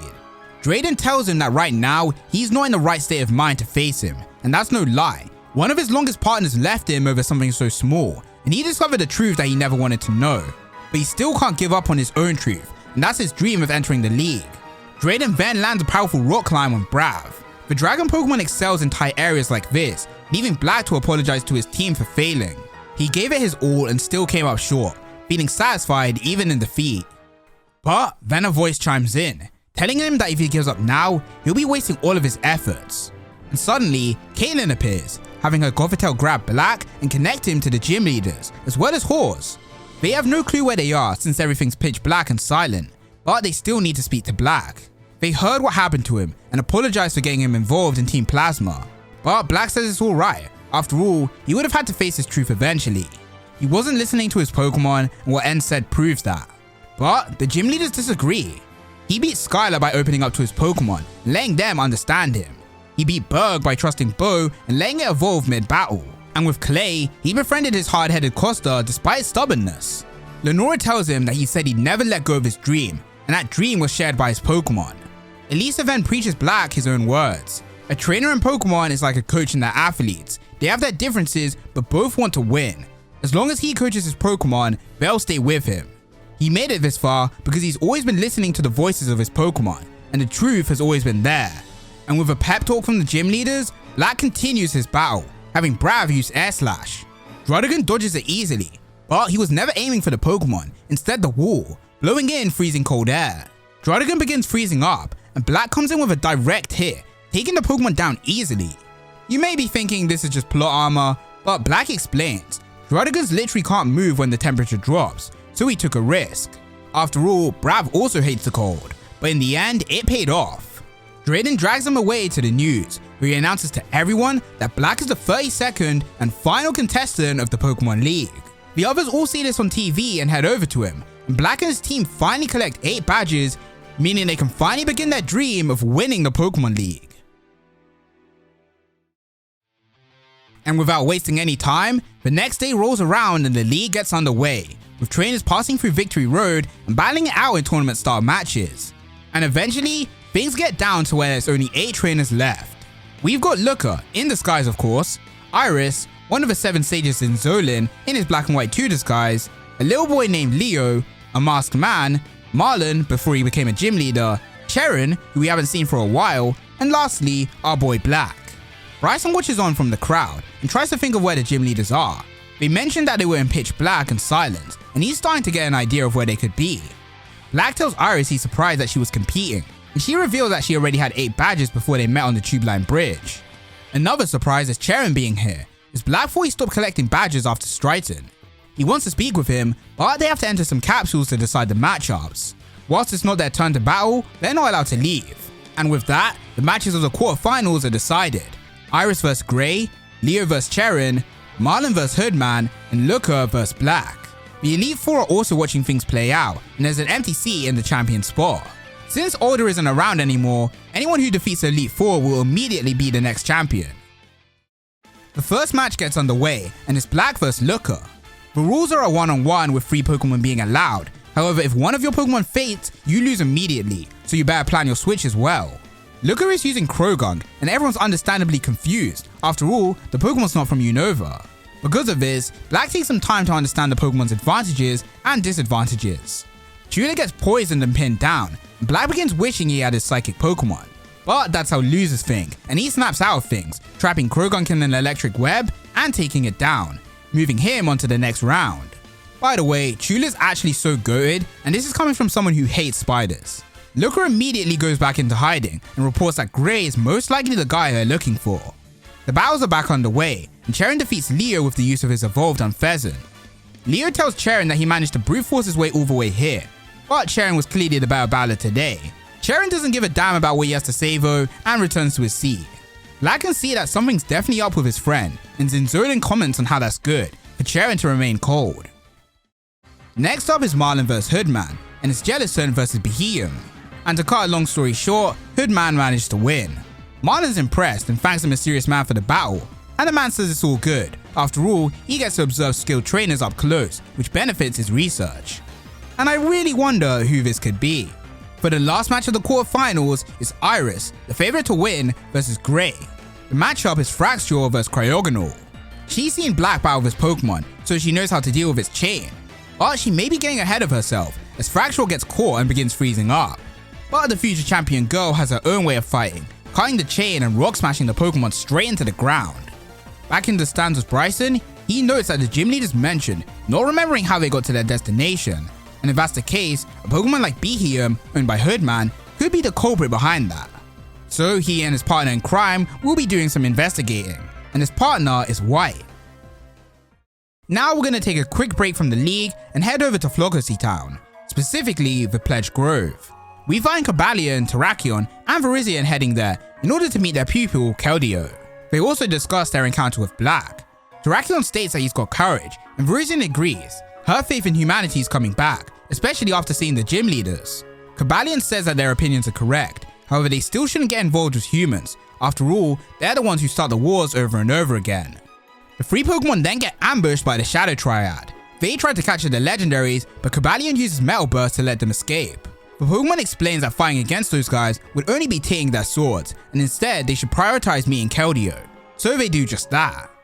In order for their apprentice to join them, it needs to master the sword. So the Pokemon musters up its strength and swings, but loses focus and fails to fully utilize the move. So it's gonna need a bit more training. Over at an island lab, we see what the Shadow Triad are getting up to, and that's watching over a weird looking Pokemon. These guys have wised up, and they know what Drayden's planning. Suddenly though, they're attacked by none other than the three Striaton City gym leaders, Silent, Cress, and Chili. Not gonna lie, I completely forgot these guys were still okay. Back with the swords, Keldeo's finally mastered this move, receiving his praise from his masters. However, now it's time for them to hunt down the Shadow Triad. Although they're not worth fighting, their existence endangers the life of Pokemon. As for Keldeo, he's finally allowed to hang with the big dogs, and they all make their way over to the island. Now it's time to head back to the league with the semi-finals. Sadly, we're still keeping the same rules as before, but we've got a big matchup with Black versus Iris. The two send out their strongest, Brav and Fraxure, and the battle gets underway. Iris gets the first hit off, and she reveals that she's always been planning on fighting a Pokemon who fights from the skies. Black gets impatient and tries to rush in close, however Iris can easily read this play, catching Brav's Brave Bird, and with perfect timing, Fraxure evolves into Haxorus. Black can see things are turning bad, so he switches, and Iris does the same, so now it's Druddigon vs Chula. Black then asks Iris about herself, since he actually doesn't really know much about her. Despite teasing him once again, Iris is 100% serious with her answer, and she reveals that she entered the league to make her grandpas proud, in other words, Drayden and older. She's been training for a long time to become a dragon expert, starting out her quest in Johto's Blackthorn City. She was still super young back then, so the city elder hired Drayden to come teach her the ways, which worked out perfectly for the guy since he was looking for a successor to the gym anyway. Iris wasn't too happy about this though, and to one-up him, she decided she would become the league champion. So Drayden took her to meet Older. The two taught her some manners whilst also treating her like an adult, and in return, she saw the two as the first grown-ups she respected. But now N came along and ruined everything. So she's gonna win the league for him and defeat N. Things are looking bad for Black once again, so Costa's in next, but he gets hit by Bulldoze. Fortunately, it has the ability Solid Rock, nerfing the damage quite a bit. So to counter that, Haxorus and its Mold Breaker ability are back out. Despite things not going his way, Black doesn't want to have his dreams crushed, and Costa responds to this, catching Haxorus' tusk and firing a point-blank Ice Beam, leaving the Dragon Pokemon frozen and defeated, making Black the winner. Iris apologizes to Older for losing, but Black reminds her that they're both after the same thing. They both want to be champions, and they both want to defeat N. So he'll make her dream come true and defeat N for the both of them. With Iris defeated, Black has entered into the finals, and his opponent's either going to be Charon or Hoodman. As for the side characters, Fennel and Amanita, they've made a mini lab in the VIP room of the league, and Jupiter's there too. If you're wondering about Bianca, she's back at the lab taking care of it. Cedric's keeping a close eye on the league, whilst White and Bryson are investigating clues. For White's first task, she has to speak with Marlin. After all, he fought Hoodman directly. So she introduces herself and asks about the guy. Luca's also listening in on this conversation. The first thing he noticed is that he entered the league without carrying gym badges. Marlin has the ability to detect aromas of Pokemon who live nearby seas and rivers, and because of that, he can smell the aromas of the trainers who pass through the gate. But Hoodman doesn't have that scent. But personally, he isn't too bothered. He lost fair and square, and there could be other reasons why he doesn't have the scent. What does bother him though, isn't Hoodman, instead it's Charon, who's beginning his battle right now, with Boldore vs Clink. After a couple clashes, Charon switches into Snivy, who Black surprised is still Snivy. Last time he saw Charon, his Snivy was well trained, and by now it should definitely be a superior. And the Pokemon itself is filled with fighting spirit. In the stands is Leo, who's rooting hard for Charon to win. Why approaches him and asks about this, but the poor kid isn't too good with speaking with girls, since he doesn't know where to look. As for why he's cheering for Cheren, that's because he got beat by him, and now he's carrying on his dreams. Snivy gets hit hard, but it isn't giving up. Cheren, however, sees things differently, forcefully switching out the Pokemon and sending on Pheasant back in. Hoodman switches too, and Cheren finishes the battle with a swift U-turn, granting him a spot in the finals against Black. Leo congratulates him, but once again Cheren ignores him, and by now Black's had enough. He gets told to remain seated, but he says screw the rules and lays it all on Cheren. In the battle, Snivy clearly wanted to continue, so he should have kept it in, and by now it should have evolved. But Cheren replies that it's none of Black's business. Leo cheering for someone who beat him is stupid, since it doesn't make him stronger, and the same goes for Snivy. It has a will to fight, but he doesn't see the potential in the Pokemon, so he stopped using it. By now, Black can clearly see something's up with his best friend, but Cheren denies any change. All this time he's lived his life in order to benefit others, but now he's found what he wants, and that's power, as his Boulder somehow evolves into a Gigalith. Black gets aggressive immediately, and although the finals doesn't start for another half hour, he needs to battle Cheren right here and right now. Atop the arena is Marshall and Grimsley, and Grimsley's noticed that something bad is about to occur. Specifically, the stadium feels like it's about to straight up collapse. Black and Cheren begin fighting, and Drayden asks the two if they're ready to call this the finals. Both parties agree, meaning it's now time for the Pokemon League finals to begin. Both trainers vow to show each other the true meaning of strength. To Cheren, true power is knowing attack, defense, speed, and all aspects of your own Pokemon, then researching your opponents to see their knowledge, judgment, and orders in battle. Zinzolin is watching this, and he's getting a little bit too excited watching the battle. White spots him speaking with Hoodman, and sneaks over to hear exactly what they're saying, but she's not very good at sneaking and gets caught. Back with Black, Emboar gets hit by Power Gem and barely holds on, so Black looks at his Pokedex in hopes of getting some help, and Cheren tells him that the device should have never been created, and the same goes for Pokeballs, letting Black finally piece everything together. Back with White, she gets saved by Looker, who catches Zinzolin, allowing White to confirm that he's from Team Plasma. But before she can say anything else, she gets teleported away. Drayden tells Black to chill out, since he's closed all the gates, blocking all escape routes. However, since there are criminals around, they're gonna have to pause the battle, but Cheren doesn't agree with this, grabbing Black and taking him to the roof to finish the battle. Black tells his friend to wake up from Team Plasma's brainwashing, but Cheren reveals that this was the path he chose himself. He had already heard Team Plasma's speech in the past and witnessed people release their Pokemon right before his eyes, but he could never understand what Team Plasma wanted and who this king was. So he returned to the cold storage, where Zinzolin was waiting for him. The guy then manipulated Cheren into joining Team Plasma, calling him different from the others.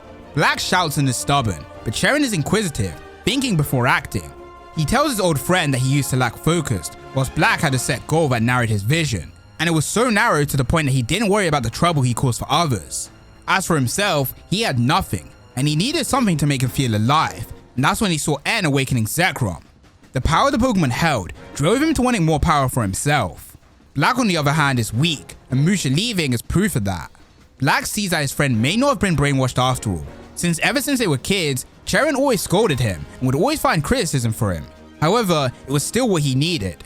He never would have made it past Dryan if it wasn't for his advice, but now Cheren's different. Cheren claims that he knows true power, but he won't believe it till he sees it himself. Cheren then commands his Pokemon to finish the battle, but it's grown tired and can't absorb sunlight due to the pink smoke in the area. Cheren switches and so does Black, and a battle of birds begins. Both trainers command Sky Attack, and the Pokemon brutally crash into each other. The pink mist clouds the area, and both Black and Cheren fall asleep, entering a shared dream of when they were younger. Black showcased Cheren his dream, which was to win the league, and Cheren wrote down his own dream, much to the surprise of Black. Black slowly wakes up and takes out the old notebook, where it's revealed the dream of Cheren was to support Black in completing his dream, true to the boy's nature of wanting to help others, and it's a truth that will never change. Black's hat gets placed on his head once again, and he welcomes back his old friend, Musha, who despite what everyone believed, has finally returned, and now is a Mushana. At this point, Black's on his Mob Psycho, 100% rage. Team Plasma have used his best friend, kidnapped his boss, and he's tired of letting them get away with it, awakening the vast white dragon Pokemon, Reshiram. Now, leaving that hype moment aside, we return to the Lab Island. The Shadow Triad were under the impression that the triplets weren't at Nacrene because they were so weak, but they're gonna find out the truth the hard way, as their Pokemon, despite disadvantage, easily smoke the Shadow Triad. The reason the three of them share a gym is simple, it's because of type advantages. Rookie trainers need to learn the rules somehow, and what better way than having triplets who specialize in grass, fire, and water. As for why they weren't in Nacrene, that's because they were looking for some specific items, namely the fire, water, and leaf stone, giving them to their Pokemon and having them evolve. The Swords of Justice watched the battle from afar, and Keldeo asks which ones are the villains. Cobalion explains that there's no right or wrong with humans, it's only rejecting each other. Keldeo sees the Shadow Triad's Pokemon are stronger, but they look scared because they're being forced to battle, as if they're being treated poorly. But the other side is enjoying themselves and getting along with their trainers. The young Pokemon disagrees with its master. There's a clear difference in right and wrong, even with humans, and it's going to enter the fight to join the right side. The Pokemon slashes at the Shadow Triad, but it's still inexperienced, but luckily its teachers are around to guide it. Cobalion reminds it to always have a strong resolve, and it will be its final sword and final weapon. The Swords of Justice swing at full power, taking down the Shadow Triad once and for all, leaving them with death threats to never cross their path again. The Shadow Triad are pissed, since they had to give the forces of nature to someone else, so for now, they're gonna have to use their second secret weapon, unleashing the Ancient Hunter. The Pokemon sends out a beam that's about to hit Keldeo, but its masters take the blow for it, freezing them and sinking them into the sea. Back at the league, everyone's in complete shock at seeing the legendary Pokemon formed by Black. It breaks the roof by simply taking flight, and this panel may be one of the best in all of Pokemon Adventures. Technically, Black achieved part of his dream as he won the Pokemon League, however no one's around to congratulate them due to all the spectators being evacuated. This is a good thing though, as now Black can fight unrestrained, asking where the gym leaders are, as well as White, and we see Bryson dropping down underground. He tries to contact White, but she doesn't respond. He eventually reaches a man-made structure, and a bright light shines as the 7 sages, as well as Ghetsis, greet him. Back above ground, Zinzolin presses a button, and everything begins shaking heavily. Massive pillars and buildings start sprouting out from the ground, and in mere moments, Team Plasma's castle is fully formed, and hundreds of Team Plasma members start storming the league. Above everything is N and Zekrom, and the two get ready to meet their opposites and equals. Upon spotting Zekrom, Reshiram roars that it's on site. The leaders of Team Plasma touch ground, and horses drop down, revealing that Bryson was caught because of him. Ghetsis decides that it's time to break the spirits of the people, showcasing the gym leaders tied to stakes. And that's only in the translated version. Originally, these guys were meant to be crucified on crosses, but the West decided that's a bit too much, and bro, even this is a lot. The Elite Four have finally had enough of sitting around and prepared to join the fight, but they get stopped by Hoodman of all people. He wants to see the strength of the Elite Four and sends out the forces of nature. Grimsy leaves it for the others to deal with, whilst he takes on Hoodman directly. Black is cornered with a choice of saving the gym leaders or fighting N, but Ghetsis tells him, although he awakened Reshiram, the Pokemon isn't his to command, now no one's gonna stop them. But he gets proven wrong, as you don't have to be a champion, Elite Four, or gym leader to stand up for what's right, as all the people Black met over his journey have come to his aid. With reinforcements now here, Black can focus on taking down N. The people of Unova all watch this battle about to take place, as they begin placing their bets on who they think will win, the Dragon of Ideals or the Dragon of Truth. For once, I actually agree with Team Plasma, as the common folk are simply treating this battle as a form of entertainment, as they chant the names of these legendary Pokemon. Black sends the rest of his team to help out on the battle down below. After all, this battle is going to be a one-on-one. High above the stadium, the two legends prepare to face each other, and Black feels the immense pressure of the Pokemon. N warns him that if he doesn't listen to Reshiram's voice, he'll be crushed flat. The Pokemon begins attacking by itself, hitting a crazy combo and ending it off with Fusion Flare. However, it does nothing to the ideal pair. Black tries to speak with the Pokemon, and Cedric realizes that he's in trouble and needs advice. Luca luckily comes to the rescue, using an air balloon to raise him into the skies. Leo also wants to join so he can cheer on Black. I mean, like, okay little bro, this is just a life or death battle, but you can join. Black asks Reshiram if the prince felt overwhelmed just like him, and how they used to battle in the past, but mainly, why did the Pokemon pick him in the first place? Zekrom's tail begins spinning, as it unleashes a devastating fusion bolt on Reshiram. Black ends up getting knocked back onto Reshiram's tail, which begins heating up itself. Cedric asks Black for his Pokedex in order for him to update it and fill it with the necessary info on both Reshiram and Zekrom. Black learns of the dragon's dual typings, as well as their tails. Zekrom has an electric generator, and Reshiram has a torch. Black immediately understands what's going on. He learned about Reshiram through the Pokedex, and the Pokemon chose him due to opposing Team Plasma and N. Zekrom followed N because he had an unbending will, but as for himself, he didn't know his own truth. But now that's all changed. He no longer has to worry about the previous prince, or why it was chosen. Instead, he just has to fight N with everything he has, riding the dragon into the final battle. Even N can tell something's changed and acknowledges Black as a hero of truth. Zekrom's tail charges once again and lands another fusion bolt. If they take the attack once again, they'll be finished. However, the same can be said for Zekrom. Right now, Reshram's in overdrive, and if Zekrom moves first, all they have to do is dodge and counter with a multiplied fusion flare. The only hard part is knowing just when N will command the move. After all, he doesn't call out his orders. The air's tense as the Pokemon wait patiently. After feeling a rumble, Black commands Reshram, allowing it to dodge just in time and counter. And once again, this panel is amazing. Zekrom falls from the sky as the truth pair share a smile of respect. Down below, the side characters are preaching out the truth to Team Plasma. Although they're not strong, their Pokemon stuck with them of their own free will. And even if they gave up on their dreams, their Pokemon helped them get back on their feet. In other words, they don't need Team Plasma's liberation propaganda, and they successfully free their gym leaders. Back at the battle, Zekrom finds the will to fight again, and takes to the skies once more. Black chases after them, but nearly crashes into the Elite Four. Caitlyn asks if Musha returned, and explains that it was floating around the league, so Caitlyn gave it a helping hand. It turns out, the reason the Pokemon left had nothing to do with what N said. Instead, it wanted to evolve to get stronger for Black. Which actually makes sense, because if you think about it, Black was never going to go hunting for a Moonstone. Inside the castle, we find White, who wakes up in N's room. Waiting for her are Concordia and Anthea, and luckily they're not violent. Trader's Pig is also here, but does anyone really care? Before the final battle, N released all of his Pokemon, but GG chose to stay behind. The two girls explain, N grew up with mistreated Pokemon with no other family, so naturally he was adopted by Ghetsis. Then the evil maniac forced N to listen to the voices of abused Pokemon for years on end, hence why he's the way he is.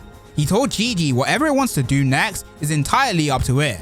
He wants all the Pokemon to know that if they ever find someone they like, there's nothing wrong with staying with that person. Returning to the battle once again, Black burst through the castle to continue the fight. After he was crowned, he was allowed to roam the world, and that's when he fought Black and lost. He deemed the situation to be an unsolvable puzzle, but in reality, he knew the truth and didn't want to accept it. As Bo's voice said loud and clear, Black gets him and he wants to be with him forever. Over with Grimsley, he's hunted down Hoodman, but not for the sake of the others, instead for himself. Every time he would try to use his cards, the table would be shaking, and now he knows the reason for it, so he's going to be getting his personal revenge. Hoodman changes transport to a super speedy Pokemon, and even Grimsley can't catch him, letting the master individual roam free for now. Back in Anne's room, Gigi tells White that it still wants to be a performer, so she gets herself a contract renewal and the two head off to find Black and N. And the two of them are really slugging it out. Reshiram gets hit so hard it starts seeing double Zekroms, but it's not the only one, as Black and N also see this and are just as confused. Heck, even Zekrom has no clue what's going on, and when it's distracted, Black commands Dragon Pulse, landing a direct hit. N can't understand why things happen like this, as it's revealed the fake Zekrom was actually Zoroark. N asks the Pokemon why it returned to his side, and Black explains that the Pokemon wants to help him.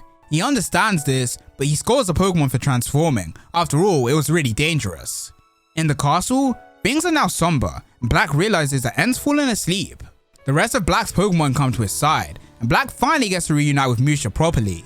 A voice then appears from the shadows, calling N pitiful, especially as a member of the Harmonia family.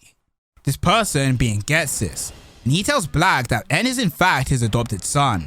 With the way things are now, Ghetsis has no other option but to reveal his true plan. He groomed N so he would follow down the path of ideal, and thus have the power to bring out Zekrom from the Darkstone, and most importantly, allow Team Plasma to rule the world. Liberating other people's Pokemon is his and Team Plasma's ideal, but people didn't want to listen to him. So if they had an authoritative figure that could influence them, such as a king, a hero, and a legendary Pokemon, they could grow, which is where N comes in. N defeated Older, the gym leaders were captured, and the league was taken over, and people realized that Team Plasma might have actually been onto something. And from there, manipulating the region would have been a piece of cake. But N had to go and ruin everything by trying to defeat Black and losing. So to correct history, all Ghetsis has to do is get rid of the truth. In other words, he needs to kill Black, trying to burn the boy alive in a sea of flames. Reshiram's too exhausted to fight back, but Black still has his OG team members. But this team quickly finds itself getting overwhelmed by Ghetsis' own team that all have a type advantage against Black.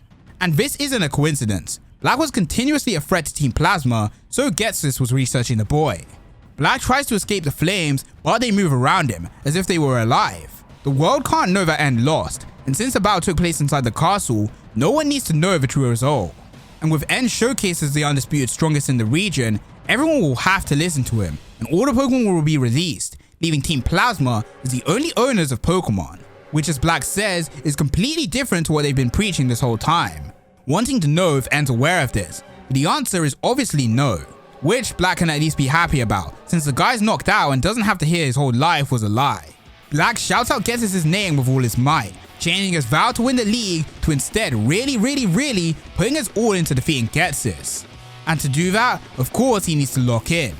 Right now, Brav and Costa are fighting Electros, so he has Brav go all out to break free Costa, allowing it to then help Musha, and ultimately allowing Black to lock in himself for one last time to save Unova. Information flows into his head as white noise coalesces into Black, understanding his perfect victory theory, having Musha attack the sun, which was actually Volcarona all along. Hydreigon may have started the flames, but the spreader was Volcarona, hence why they followed him around, starting off by having Brav blow the flames away. Then with a Stone Edge from Costa, Hidden Power from Musha, Skydrop from Brav, X-Scissor from Chula, and lastly a Flare Blitz from Bro, Getsis' Pokemon all take a hit and finally go down, making Black the final victor. He then traps Getsis in a circle of stones, bringing an end to his ideal Team Plasma. Back with the Elite Four, Hoodman fails to transform the Legends due to the mirror not being the right one. He sees that Getsis is lost and decides to flee, but he's enjoyed his time here. Who was this mysterious guy? We'll have to find out another time. In the castle, White arrives on the scene, allowing her to reunite with her boyfriend. Employee. They need to tell Team Plasma the truth, but N finally wakes up, asking them to wait. He's happy that he was able to help Gigi figure out what he wants to do, and White thanks him for helping her hear the voices of her Pokemon, bringing light to N's eyes. The young man never thought the three of them would be able to have a chill conversation like this, believing this is what he'd always seeked. And Black tells him he's just glad everything ended well. When they battled in Accumula Town, he saw his dream, and whilst there was times he felt that he couldn't forgive him, deep down he knew N wasn't a bad guy. Instead, he just wanted the best for Pokemon. For N, it was the same. He began doubting his ideals after Accumula Town, and to prove himself right, he awakened Zekrom and tried to face Black as a hero. But in the end, whilst he could hear the Pokemon's voices, he could never understand them like Black did, asking for forgiveness in order to go out and figure out his future, saying farewell to the others, and taking flight with Zekrom. All the people of Unova watch as a black dragon flies off into the skies, and it's a quiet, bittersweet feeling, especially for Reshiram, who roars out as if it's lost part of itself. Suddenly though, Black and White start getting pulled towards Reshiram. Black understands what's going on. Right now, they're feeling the opposite of what Reshiram did when it released itself. In other words, the Pokemon's being sealed back into the Lightstone. Getsis tells them that they'll also be sealed away, but Black rage-baits the guy. After all, he can't harm Black from within the stones. But this plan actually backfires on Black as he begins getting lifted towards Reshiram, as it's revealed that Getsis actually has friends that can help him. He says his farewells to Black. After all, it'll be the last time they ever see each other. White tries to go get help for Black, but he stops her, revealing that he kept his promise, unzipping his jacket and revealing his promotion for the BW agency. He was planning on showcasing it after he won the league, since that's when all the eyes would have been on him. But now he messed up, asking if he did enough work to pay off his debt, as he slowly gets absorbed into the Lightstone that seals silently shut. White tells Black that he doesn't need to worry about that anymore. After all, but before she can finish her sentence, Lightstone flies away out of sight. We then see Hoodman speaking with Getsis, who thanks him for his assistance. And we get the major reveal that every time Team Plasma were preaching their beliefs, Hoodman had his Beheeyum use memory altering on all of those who were weak-minded in order to make them release their Pokemon. Getsis hopes that they can continue to be allies, and the man agrees, as long as his personal research isn't interfered with. And we get the reveal that Hoodman was Colress all along. Within the castle, members of Team Plasma are trying to gather things in order to flee, and a little girl asks to stay with an abandoned Pokemon. Her mom says that she can't, but Amphi and Concordia say that she can, asking her to take her best friend amongst them, which is a Fungus. They also give her a pendant featuring an image of N, for her to keep safe until N returns. As Team Plasma escape through the forest in the night, this story is left to be continued in Pokemon Adventures Black and White 2. Oh man, this was a long one. It's probably the longest video that will ever be on the channel. So much happened, and I don't want to hold you guys for too long, since this video is already like 2 hours long. So I'll just say the usual. Make sure you like and subscribe for more Pokemon adventures, and comment down your opinions on this arc down below. And of course, make sure to hit the bell so you can be stay tuned for the next part where we'll be finishing our Unova journey with Black and White 2. With all that said and done, thank you all for watching, and I'll catch you all in the next one. Take care.